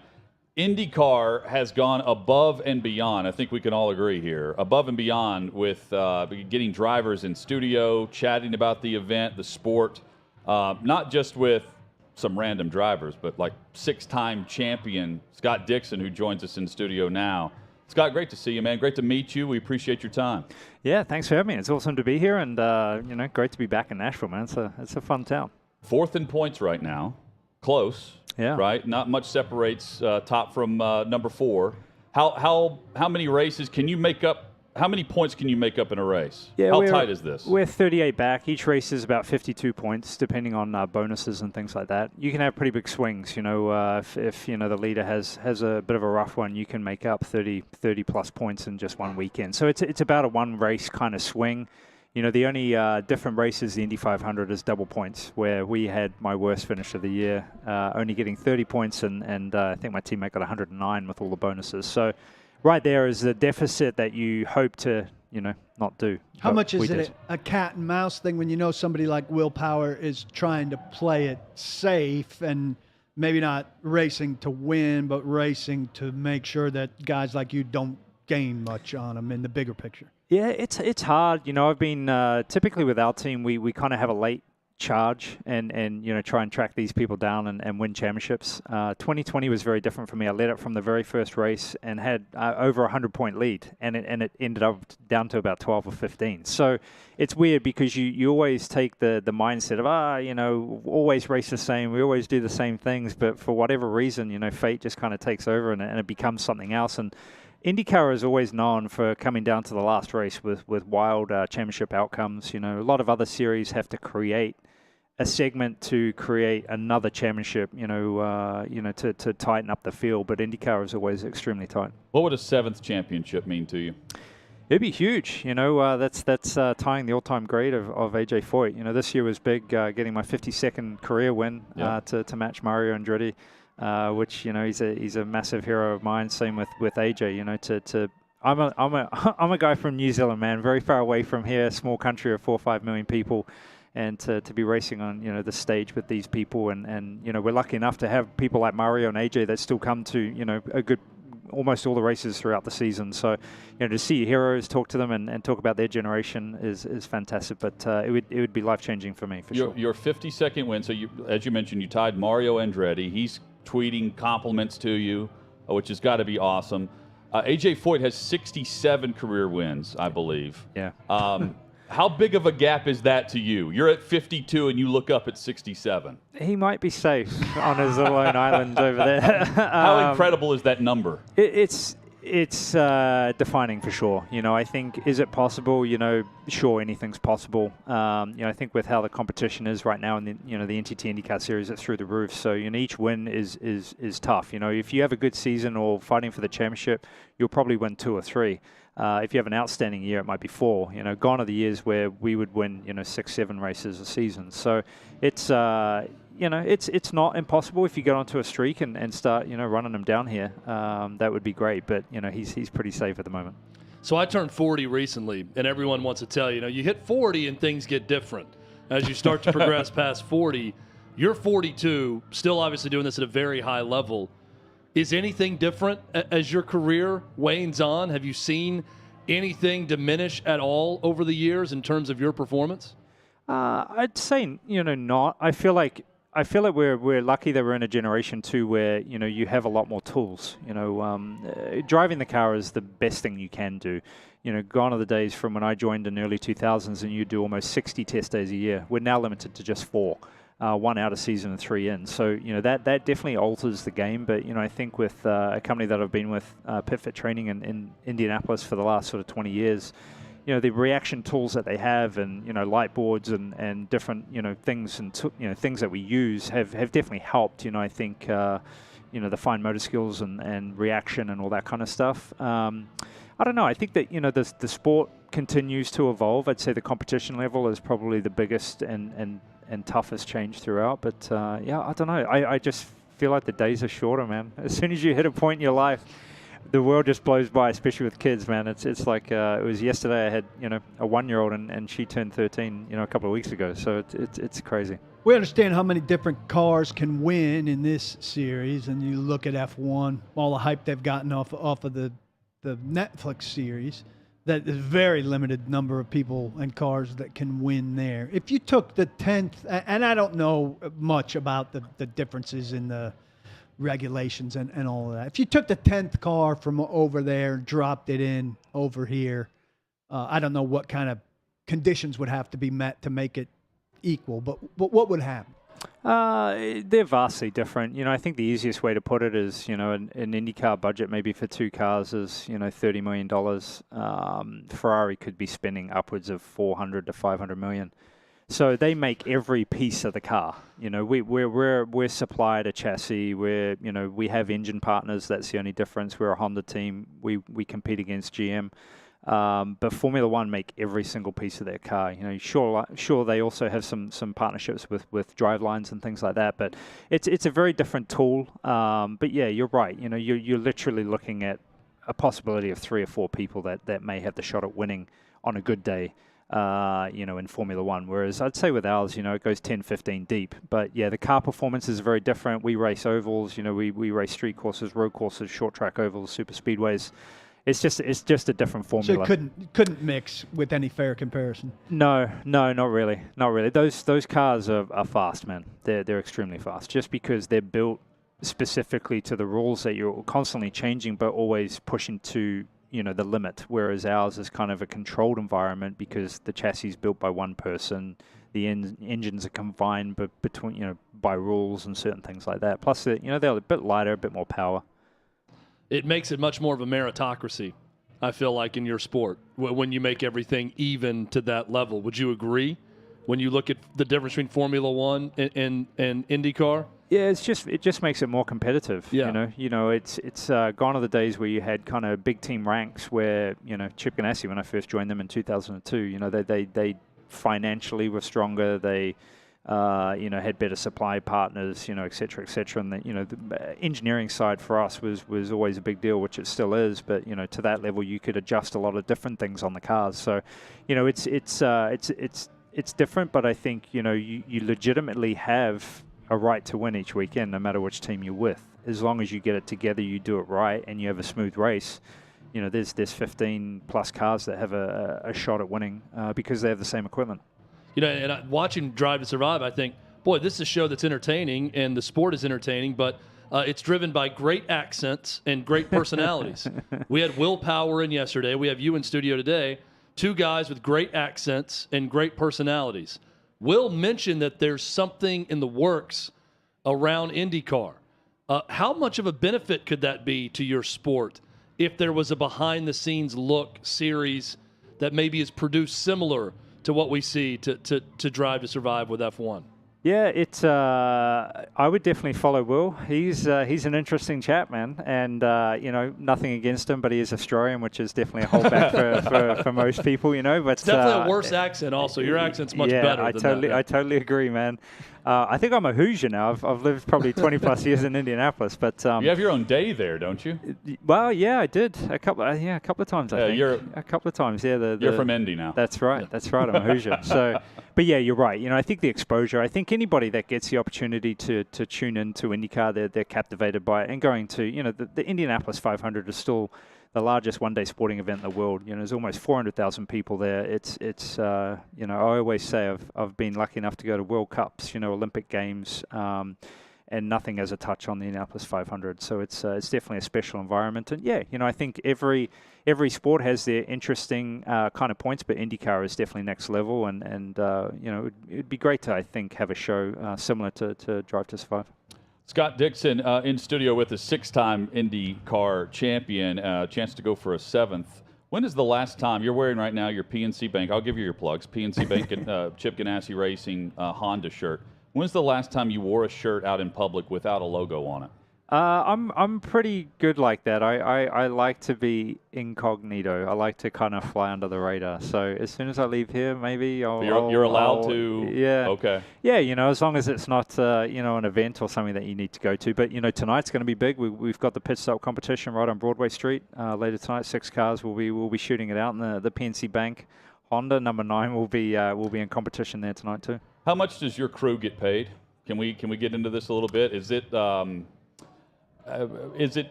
not looking at it from a comparable standpoint, pit crew to pit crew here, but they're your lifeblood. That's the separation for you, right? Like how much are you competing to keep your guys from going somewhere else down pit lane? You see what I'm saying? Definitely in the last sort of 5 years, that's become a big deal for sure. I think what a lot of people forget too is this is very much a team sport. It's never one person that wins the race or drives it across in sense that always finishes the deal. It is a team effort. From the engineering side to what we do the whole weekend with strategy and things like that to the pit stops. We add almost 20 gallons of fuel and change 4 tires in less than 6 or 7 seconds. So it's without them you couldn't do it. And I would say that Chip Ganassi Racing probably has the best in the business for sure. So it is hard. It's hard to keep the best in one spot, especially if they're getting pulled by other teams. And definitely in recent years that's been happening a lot more, which is sometimes frustrating. How do you find these guys? It's tough, right? Because you're also, it's not just being a specialist to do the pit stops. Some of the guys will be the gearbox mechanics. Some of them will be the front and rear, changes and engine changes and all that kind of stuff. So they have to be obviously multi-talented. But it is also a very dangerous part of our sport too, is the pit stops. The cars are coming in at 60 miles per hour.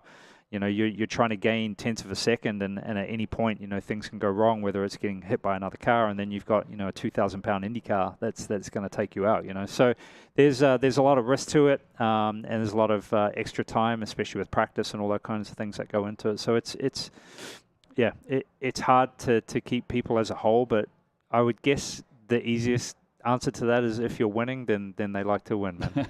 Over the course of your long career, have you ever had a moment where you just knew right away, maybe the first race, maybe the second one, pretty quickly into it, hey, this guy in my pit crew is terrific, and we got to hold on to him?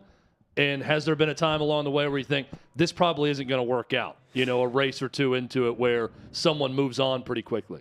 You see it, and most of the time, it's how you fit into the group, right? A lot of these people, it's a traveling circus, man. You're spending a lot of time. I think pre-COVID, you were sharing rooms always on weekends and things like that. You hear some pretty wild stories, and I think those wild stories are the ones that maybe upset and move somebody on. But I feel like all of the people on our team are extremely professional as far as there to get the job done.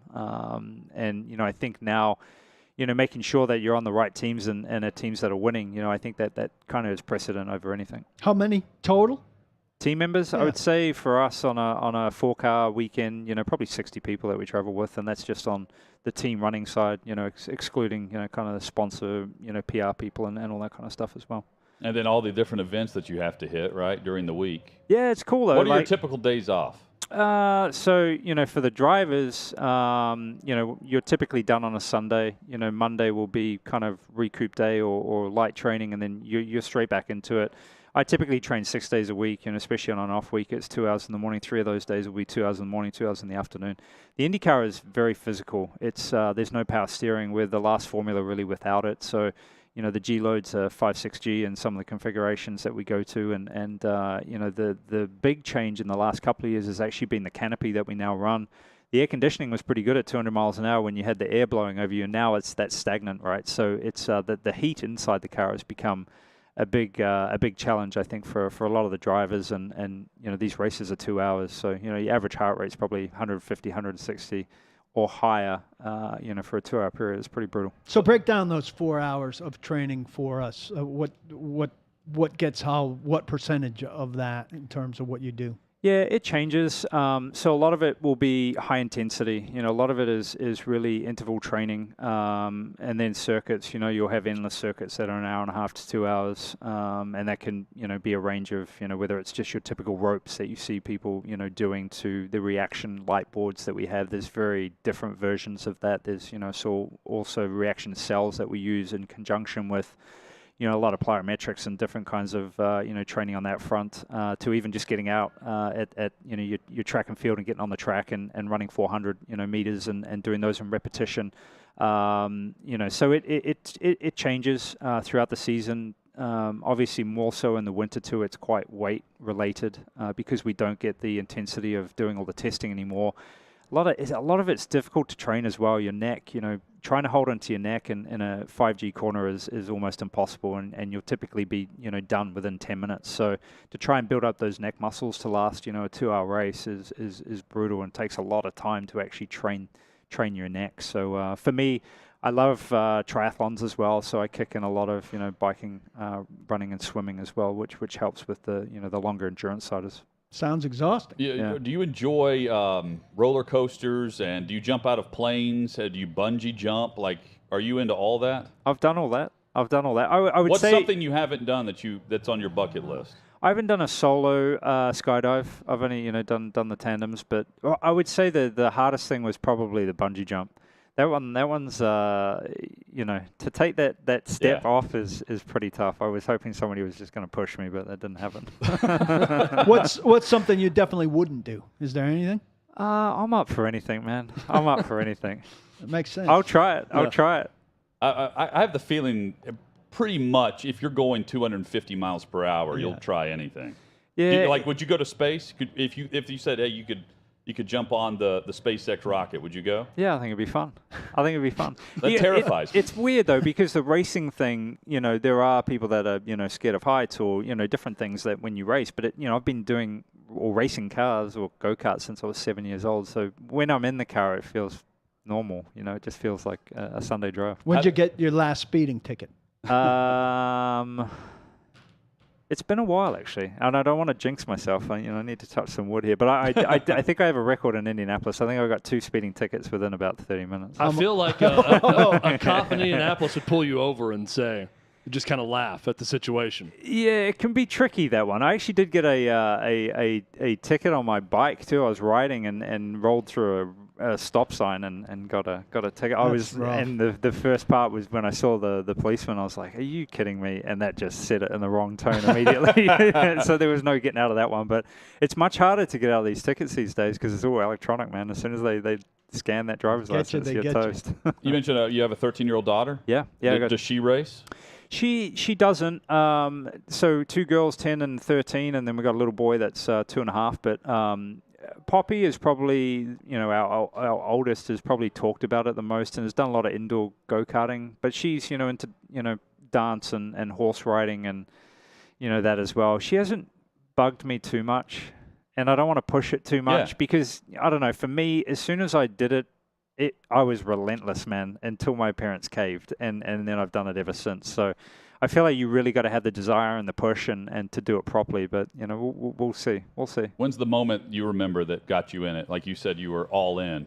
What hooked you? My dad raced a lot of things, mostly club level, whether it was rally car to circuit racing and dirt track ovals and things like that. But watching my cousins when I was 7 years old at a go-kart track, and at the end of the day, you had a portion where you could have a go yourself. And I remember getting in that kart. I still remember it clear as day, and just feeling like I was going so fast and couldn't stop smiling. And that was it was all over from that point on, man. Great well, now socks. your second time all wins. Great socks, by the way. Oh, thank you. The checker flags. Checker flags. Yeah, terrific. Checker flag. Final thing, Indy 500 winner. Do you have like a little pass code or a card that allows you to go test there, or do you get to drive the track anytime you want? If we came into town and you want to show us around, you live in Indy. Could you take us to the track and take us to Brickyard? I can hook you up. Whatever you need, man. Whatever you need. It's crazy. The Indy 500 it's life changing. There's a funny story actually when I went on David Letterman show, because you normally always went on that after my race win is 2008, so it's a little while ago. We were close this year, but didn't came up a little bit short. But in New Zealand, I got a lot of accolades and things like that. But the Prime Minister sent a thing saying that I would get land for life, and I thought it was with a D, land, and I was like, wow, this is amazing. I can pick any spot wherever I want to go. In New Zealand. But it was actually lamb, so I could have sheep for life. But that was it. Well, you need some land for the land. Exactly. Did you take him up on the offer and take the sheep? Yeah, I can get as many lamb as much lamb as you need. But I was hoping it was the land. Yeah. Scott Dixon has been our guest in studio. It's been a blast having you in here, man. We appreciate you. And best of luck. We'll be following this weekend. We did not go last year. You got to come. Well, and we had FOMO. I did, at least. Yeah. Because we watched on TV. It was awesome seeing the backdrop and stuff. But, yeah, we're going to try to make it down on Sunday because we didn't go last year. It's a crazy, crazy event and a wild circuit. And, I can't thank everybody enough in Nashville for what they do for us in the IndyCar series. So hopefully we put on a terrific show this weekend and hope to see you out there. Let's keep it going annually. Cheers. Thank you, Scott. Thanks, guys. There's Scott Dixon, IndyCar and champion, and also fourth in the points right now. But as he said, he can make it up fast. They'll be going fast around downtown Music City this Sunday. We'll recap our chat with Scott and look forward to our conversation with Armando next on OutKick 360.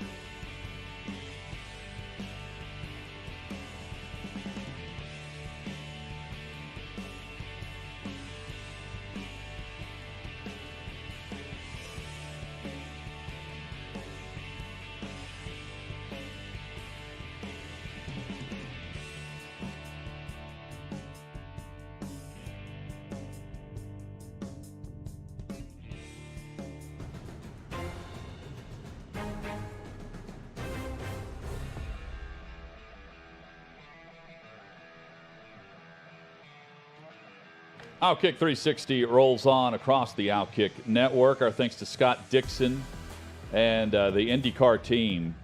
They live up to the expectation. They said, hey, we're going to bring some guys by. We said, okay, cool. And they bring us Will Power and Scott Dixon. They brought some heavy hitters. They did not disappoint either one of those guys. Terrific conversations. That was a lot of fun. I thought it was just like people would do if they got to sit down with a guy like that at the bar. Yeah. Yeah, well, we were having a discussion about other famous New Zealanders during the break. We came up with Flight of the Conchords, the guys from that. Taika Waititi, the director and writer of the Thor movies. Lost me. Peter Jackson, we had this debate. I feel like he's British, but he lives in New Zealand now. Like he's adopted New Zealand as his home. I know all of his studios and everything because he was in New Zealand cutting up the Beatles documentary that was on Disney Plus. He's the director of that. During the pandemic. So he lives in New Zealand, and he's got his studio and production center in New Zealand, but I feel like he's from England originally. Maybe I'm wrong. So please tweet us at OutKick360 if you have any other famous New Zealanders. He's from New Zealand? He's from New Zealand. There you go. Israel Adesanya is from New Zealand. From Frank UFC. Nobilo. Frank Nobilo. Wow. There you go. Please tweet us. Famous New Zealanders. Who are we missing? There's probably some famous rugby player we're whiffing on. Sir, he's been knighted. Sir Peter Do you Jackson. think, I've seen, we know Joseph Newgarden. He's a little bit taller than both these guys, but roughly these guys are about the same size, all of them, And right? they're not Yes, small. they have the same build. Yeah. That workout regimen that he's talking about, I mean, for his heart rate, you were talking about your heart rate at your doctor's check. Yeah. Saying he's It's at 150 remarkable. for the duration of the race? I mean, that's crazy. That's quite the workout if you're going to stay at that heart rate for that long.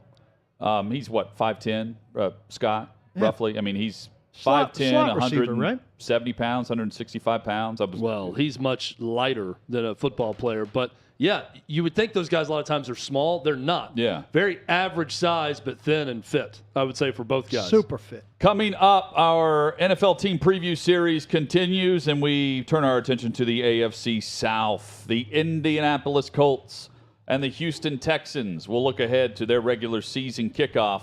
That's all straight ahead on OutKick 360.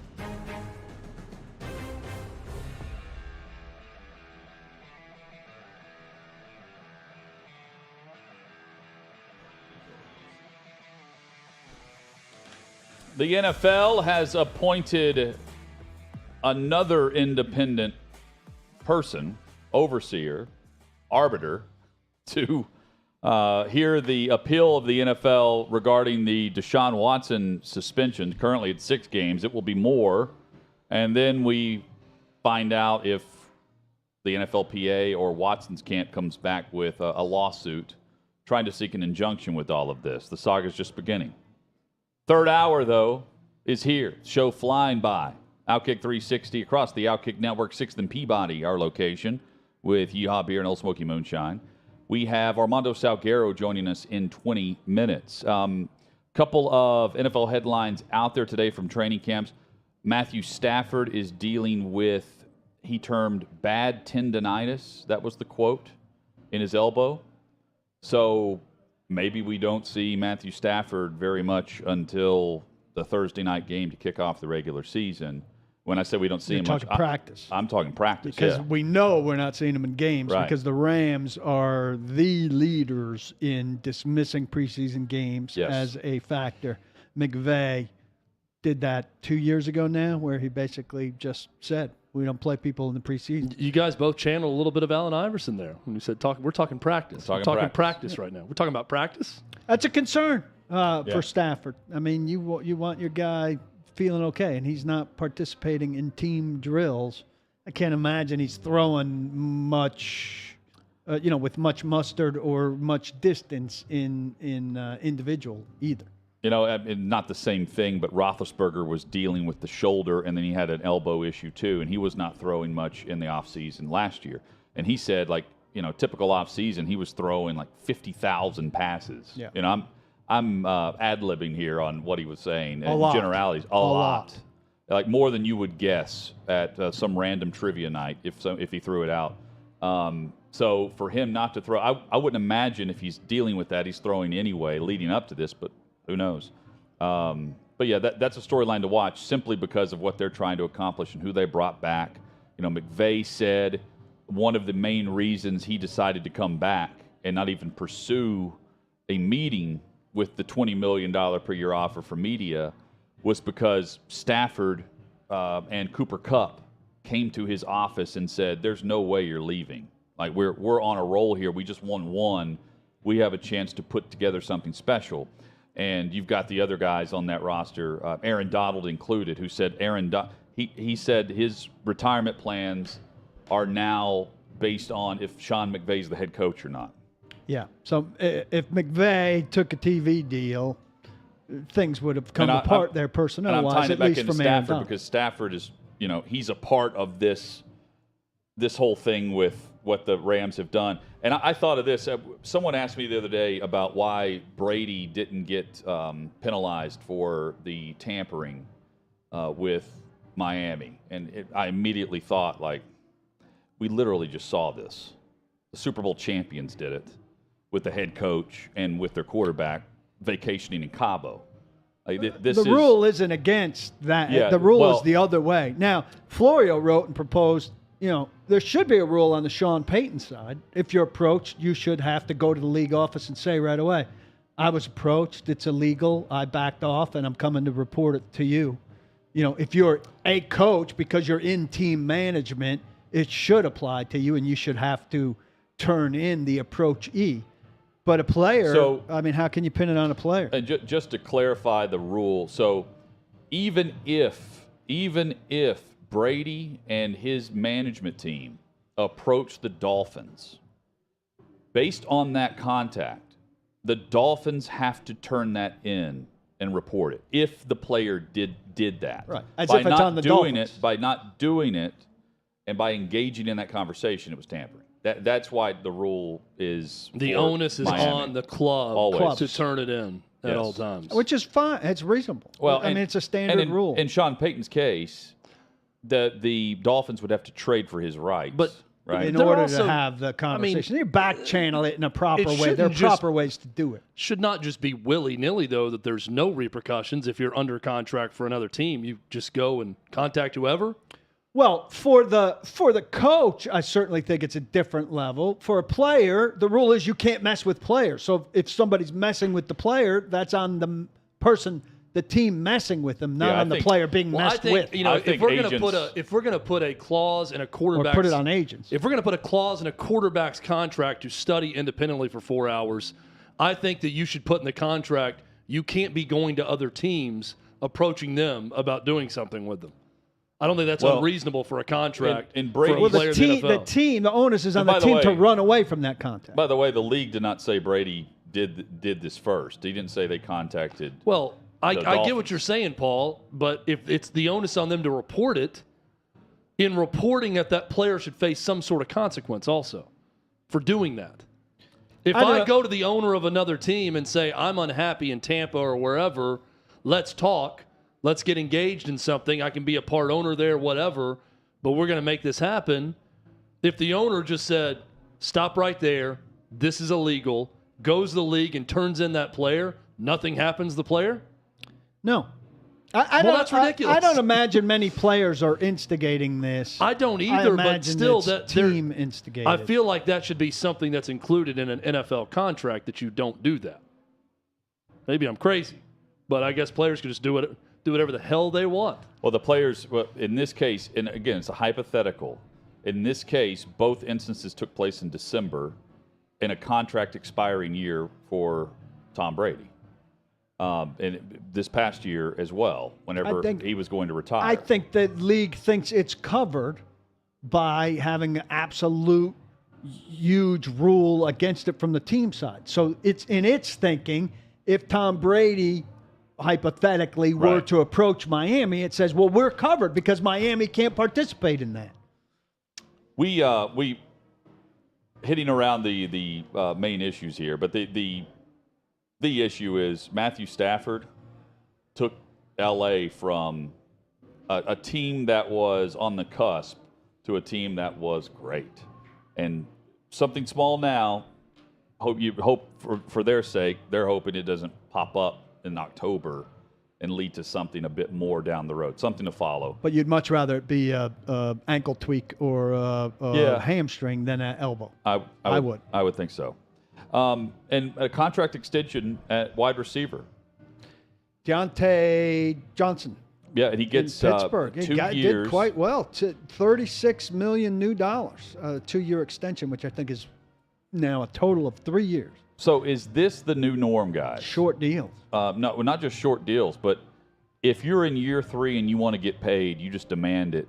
And if you don't get the full term extension, teams are going to give you a raise. 2 days ago, the report was they are nowhere close. Nowhere close. I think the agent said it maybe publicly. And Johnson was going into his final year. Yeah, and is the answer to look at the rules for rookies and change that to shorten it? Because now it doesn't matter. Well, the players if you really play wanted well, that. you just demand that you want it a year early, and you're going to get it. The players really wanted free agency after 3 years. Yes. At least at wide receiver, it feels like free agency after They're 3 creating years. Well, in a way. At one position. And I guess what I'm saying is, shouldn't the league be more agreeable to that if the owners in the league and the GMs are just going to give them the big money 3 years in either way? Well, we're talking about 11, 12 guys in one offseason at one position. That's a long way from the whole league. It's a nice trend. Well, it's a guys nice trend for players at one premium position for sure. Who didn't get paid? At wide receiver, everybody got paid. AJ got his. The Titans decided not to pay him, but he got paid. So if you want it, you just demand it, and you hold firm, and you'll get it. Like Deontay Johnson wasn't playing ball with Pittsburgh here. He was. And he's a great player. What about different rules for different positions taken in the draft?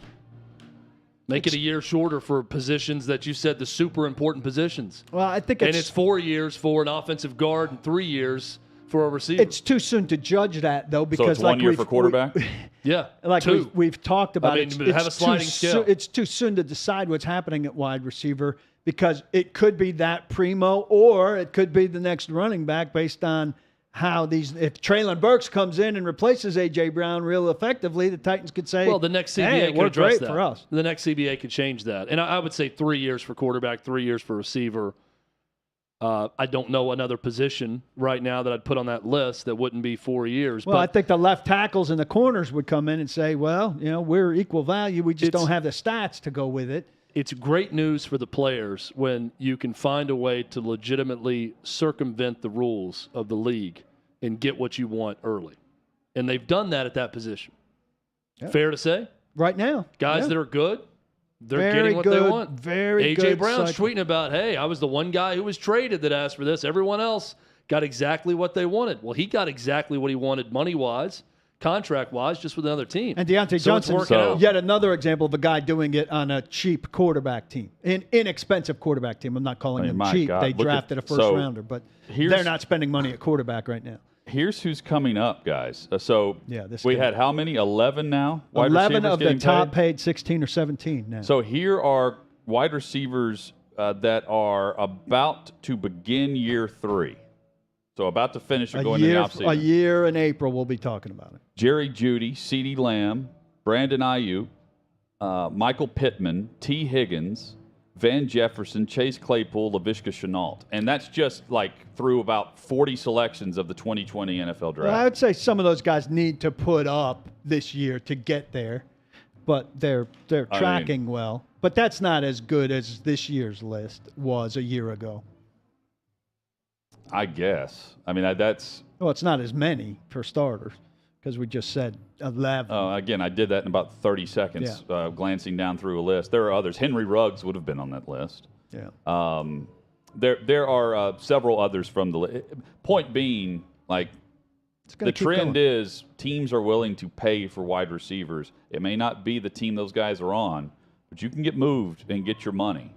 And it's a trend that's worth following because there are always going to be stars at that position based on how the rules are made for the league right now. Also, a very big deal, how does Garrett do? How does Jamison Williams do? How does Traylon Burks do? How do these first-round wide receivers do?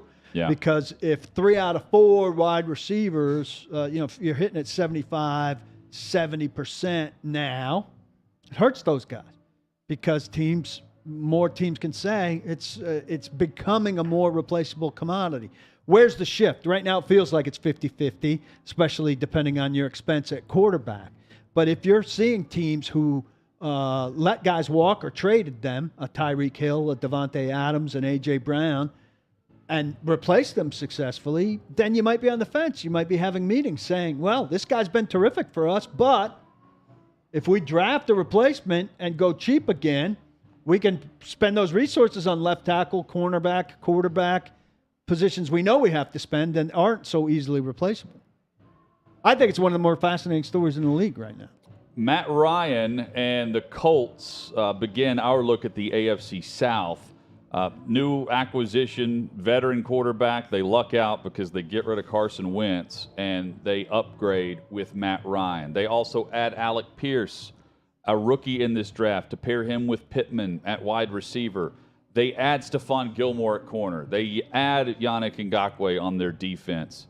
They've also bolstered the interior of their defensive line, and they lose Glowinski on the offensive line, but is that addition by subtraction? Suck. Yeah, as well. So here's a team that all they had to do was go to Jacksonville and win in the final week of the season and couldn't do it. And they now turn and still see Jonathan Taylor in their backfield, still see Pittman, one of the playmakers at wide receiver. Now they have Matt Ryan. And the question is, does this take them from a team that couldn't go on the road and win in the pressure moment against one of the worst in the league, a team that had the number 1 pick in back-to-back years, they couldn't beat them in the final game of the regular season, to now a team that is a legitimate AFC South top of the crop?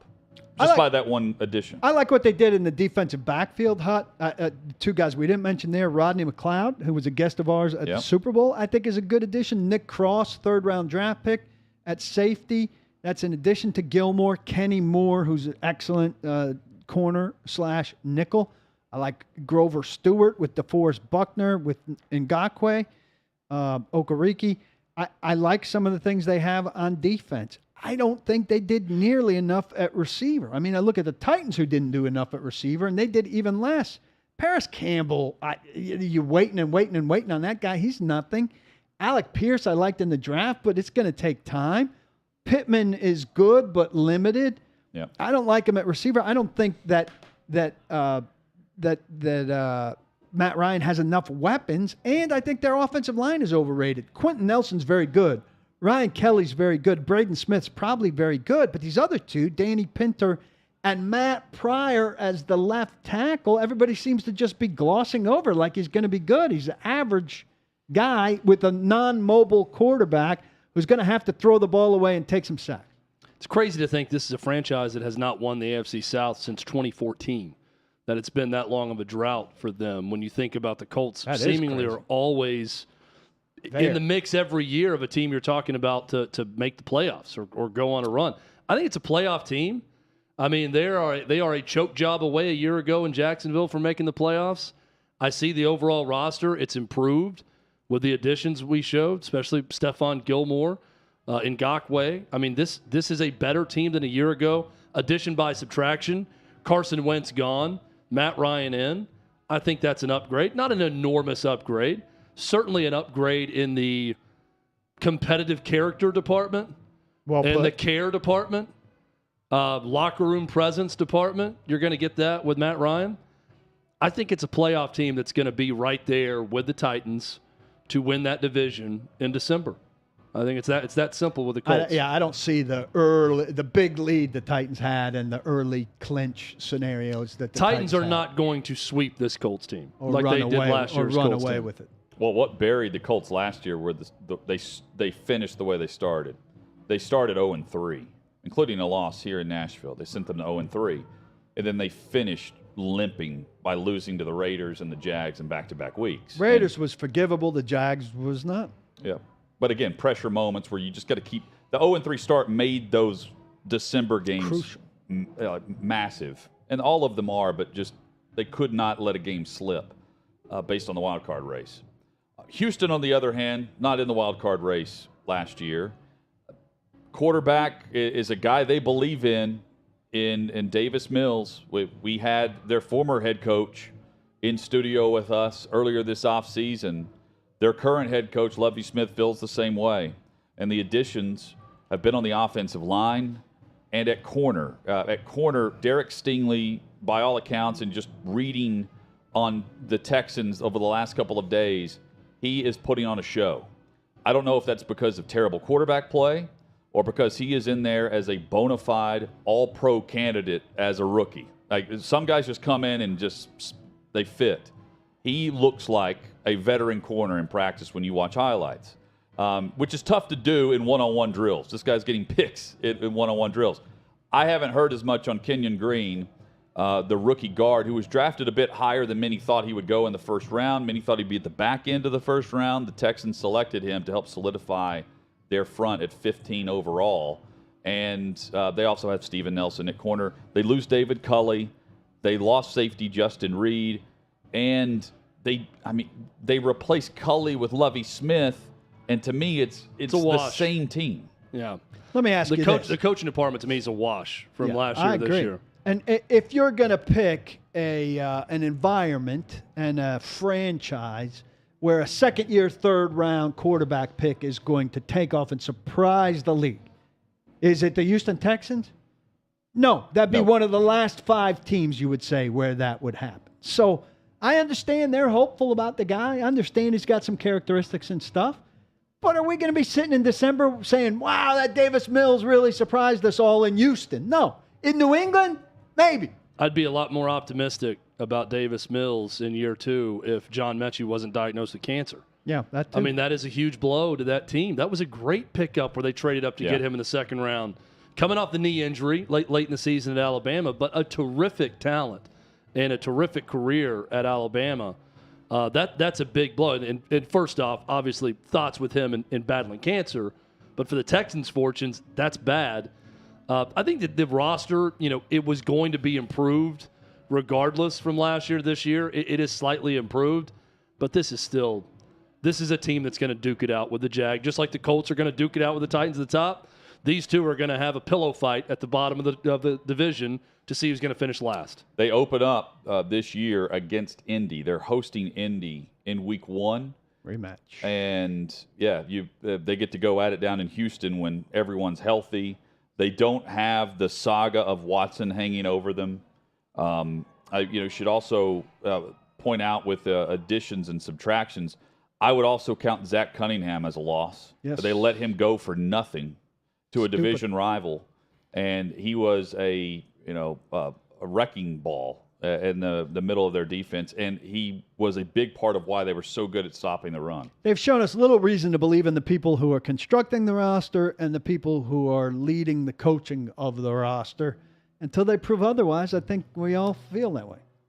I believe the I know the Texans are among the teams. I believe they're the only team that currently, if you wanted to go bet game by game in Vegas, they're the only team not favored in a single matchup on the Vegas board. They're drafting top 3. Jacksonville favored in both games, which means they're favored in 2. They're drafting top 3, and they have the picks of Cleveland as well on top of that. Nice, hearty draft next right. year. Are the right people making the picks? Armando Probably not. Salguero is our pick for NFL coverage at OutKick.com. He joins us next as we go on the field with OutKick 360.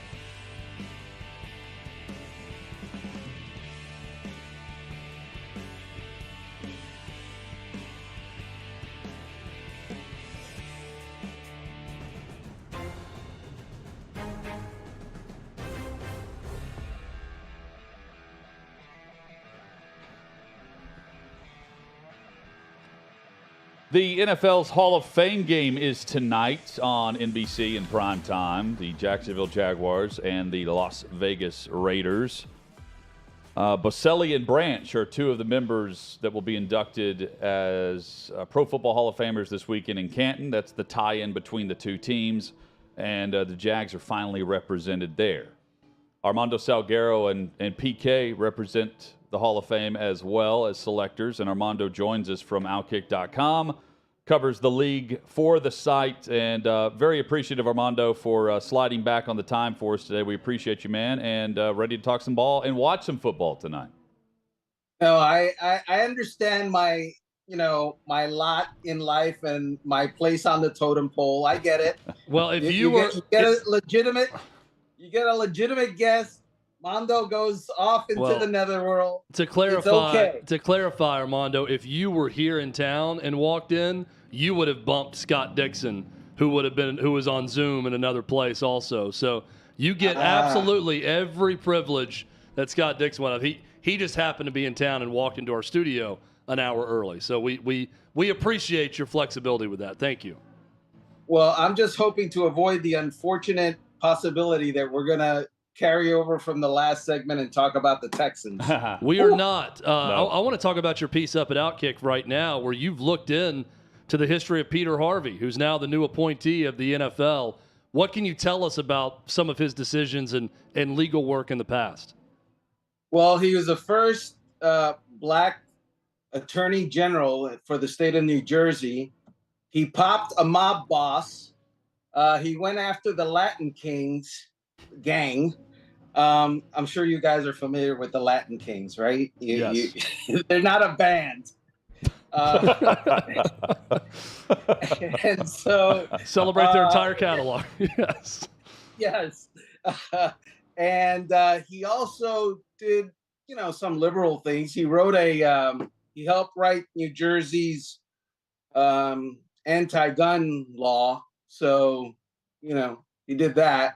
But aside from the fact that he has worked for the NFL and has been party to NFL, paychecks, I think that Deshaun Watson, at the very least, can feel pretty good about the fact that this guy doesn't come in with, having picked a side consistently throughout his legal career. What happens if I know I'm hypothetical here, okay? But I think we know how this is going to end. They're going to lay down the hammer on Deshaun Watson. What happens if the NFL doesn't get what it wants for a second time?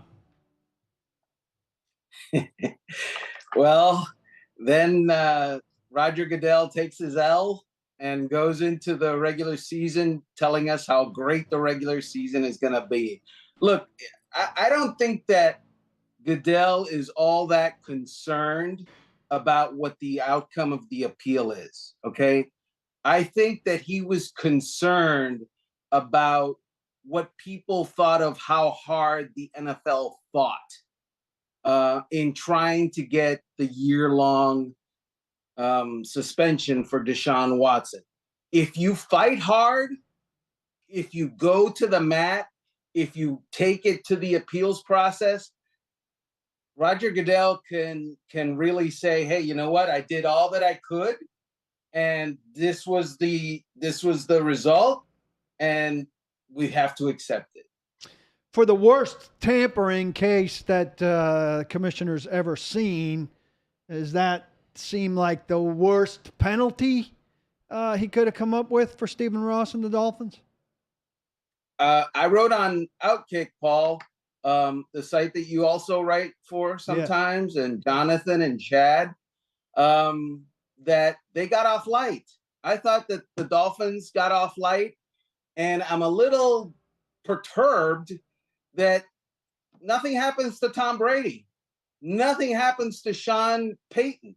They're treated like victims when in fact they were active participants in the tampering, and Brady an active participant over a 3-year span.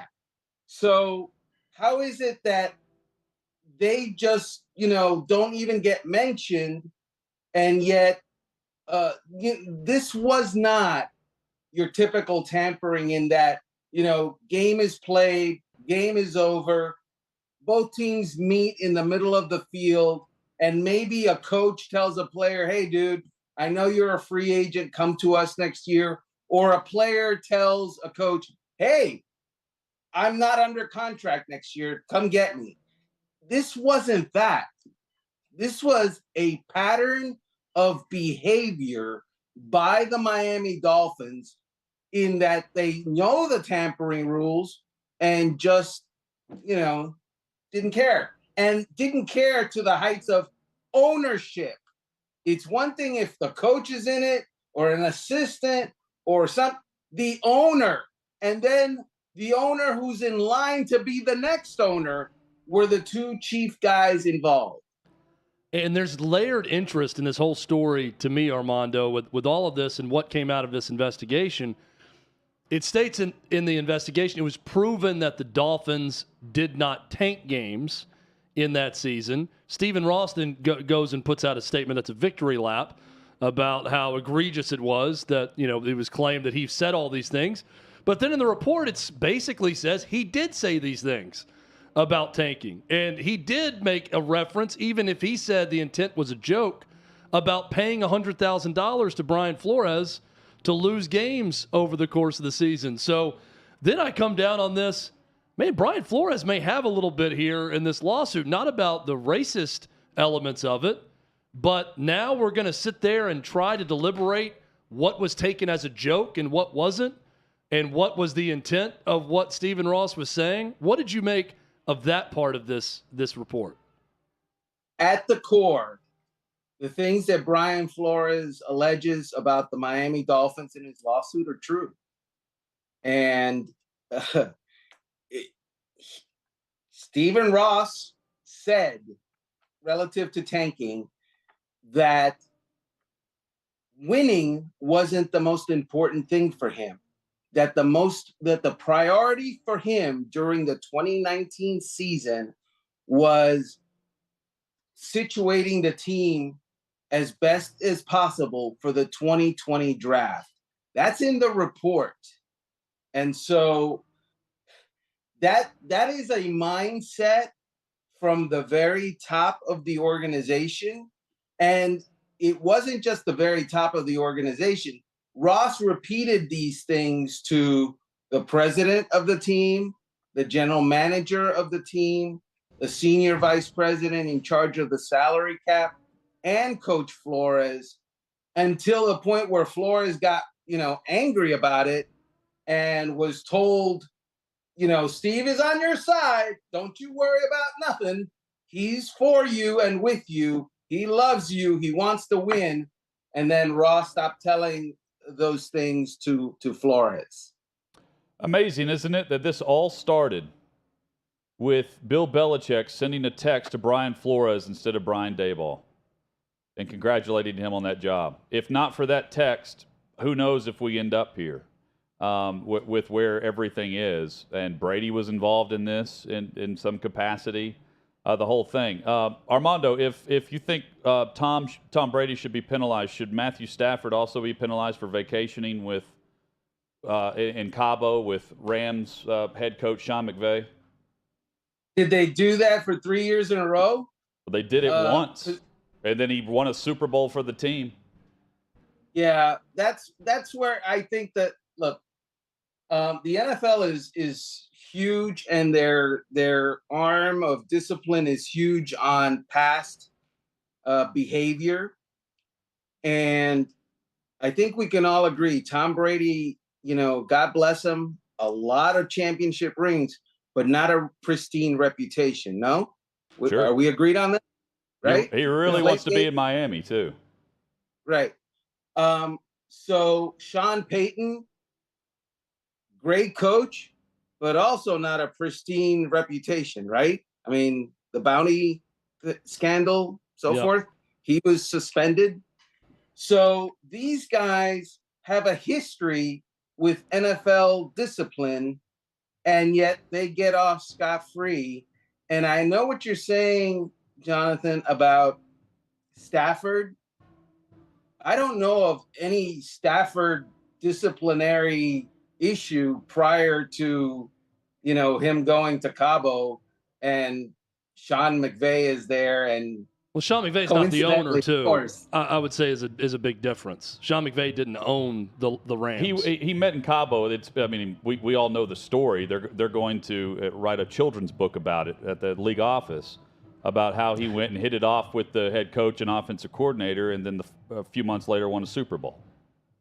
Yeah, and because it worked out. But Stafford approved the trade because he met with Sean McVay. And to think that he's the only person Stafford met with, well, we're not fools.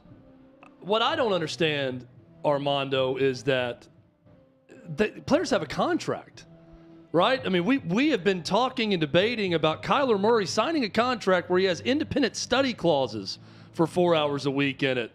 I feel like an NFL contract with a player, especially a very high-paid quarterback, would stipulate that you are in violation of your contract if you go and meet and talk to other teams' owners about playing for their team while under contract.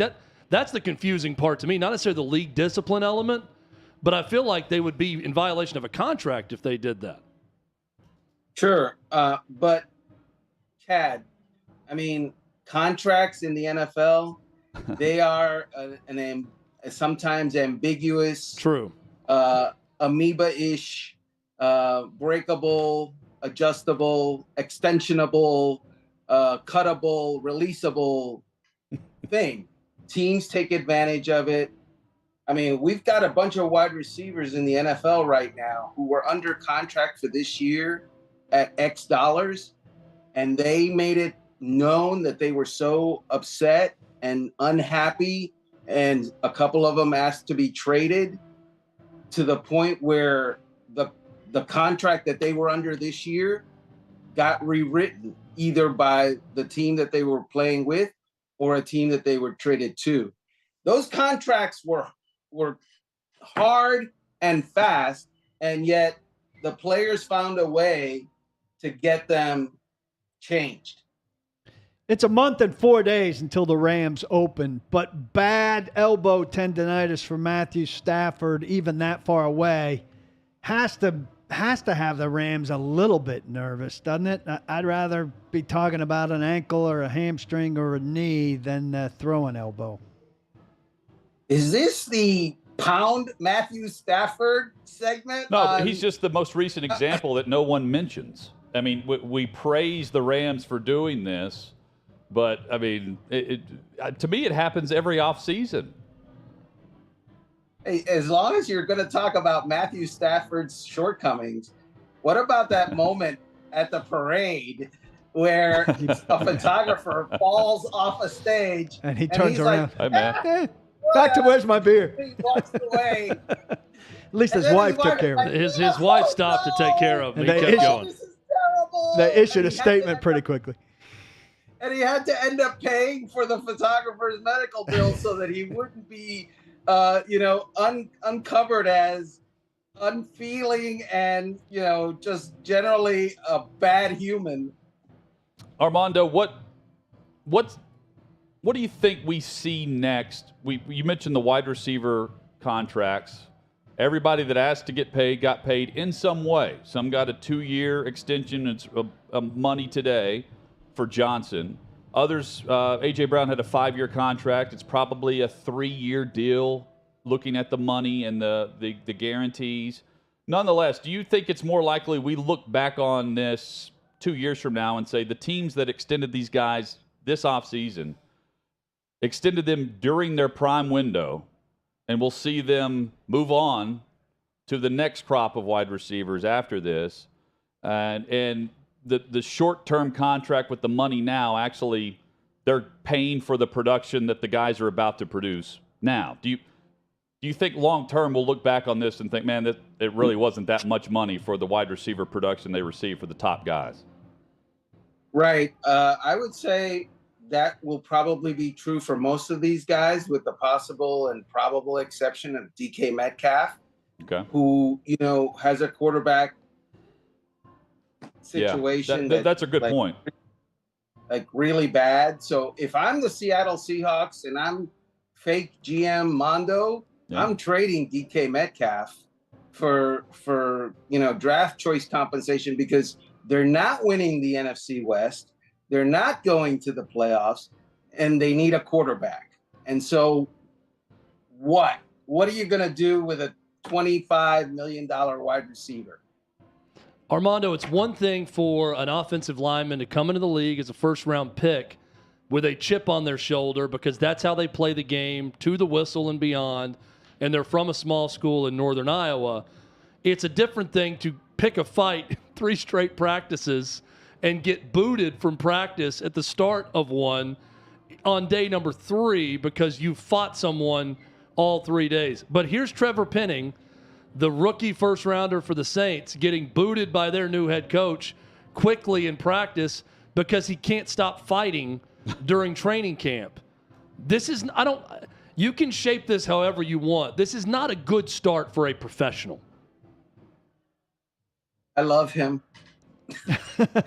I mean, I kind of do too, but I don't know how you could view it as, man, this guy. I love him. We crushed Taylor Lewan in this city for a while for having a lot of 15-yard penalties. I think this guy may set a record before it's all said and done if he continues at this rate. That's fair. And the difference is Taylor Lewan is like in what, year 7, 6, something like that, Paul? What year is he in? Okay. This guy is in minute 15. And so he has a chance to learn. He's trying to make a name for himself, as one of the teammates who fought him said yesterday. And the guys in the locker room generally love him, think he's going to be really good. The coaching staff is angry because now under the CBA, you only get a limited amount of practice time. You can't keep a team out there 3 hours anymore. You can't keep them past, 2 hours anymore. And so they're upset when they have to stop practice and separate guys. But I guarantee you that sometime in the 2022 season, Trevor Penning the light bulb will come on and he will be playing and he's going to be good. Lewan going into year 9. There it is. You're not. Hey, Armando, final 30 seconds. Other than Trayvon Walker, and the answer can be no one, but I'm sure there is someone. Other than Trayvon Walker, is there a player tonight you're really eager to watch play? No one. Okay. That's my answer. I'm sticking with it. No, actually, this is going to sound stupid. I want to see these 2 coaches coach. I want to see them handle the sideline and handle their teams. Josh McDaniels, the last time he was a head coach in the NFL, he was a disaster. And Doug Peterson, it's been a minute since you won the Super Bowl, my brother. That's a great answer. That is a good That's not a stupid answer, Armando. That's why we have you on. No stupid answers on this show. That's right. Or from Armando. Appreciate you, man. And again, very gracious with your time this afternoon. We thank you very much. Thank you for not asking me Texans questions, guys. You're welcome. We'll get you next week. Next week. Armando Salguero there with the latest from NFL training camp and courtrooms. Yes. Our legal correspondent. Court Tonight, TV. at least we don't get to see the NFL logo inside of a courtroom or outside of a legal proceeding. We get to see it on the actual field in Canton. I bet the entire second half will be spent talking about all the legal issues. You'll have to let me know about that. Yeah. Well, no, true. The legal roundup on NBC. Hey, we took a nice picture with Scott Dixon here after the segment. So I blew up me and Scott Dixon. I'm sending it to my mom. How is my neck here? Because I think my neck looks pretty good. Oh, I don't care, and I don't think you should care. I don't think you should care at all. Obviously, Chad. You care way too much. Send it, and this is my example. I think I look pretty good there. Paul, you look great. But here's the example of the NFL appealing, putting this in front of an independent now overseer to decide the appeal. And they think it's going to come back a certain way based on what they're presenting. I think this could be an example of you're presenting this photo, wanting to be praised, and it comes back the opposite way. What could she say? For a second time. What could she say? She's going to say you're not eating. I don't like that shirt. You need to eat more. You look too thin. Yeah. You're gaunt. You look like Tom Hanks in Philadelphia is what you may come back and say. Yeah, shouldn't Or have that. Castaway. Shouldn't have Castaway the probably film a better recall. example. Shouldn't have that film recall. The end of Castaway. You should look more like Tom Hanks, the start of Castaway, and not Tom Hanks, the end of Castaway. My mom is watching movies on what's the Hallmark Betamax. channel.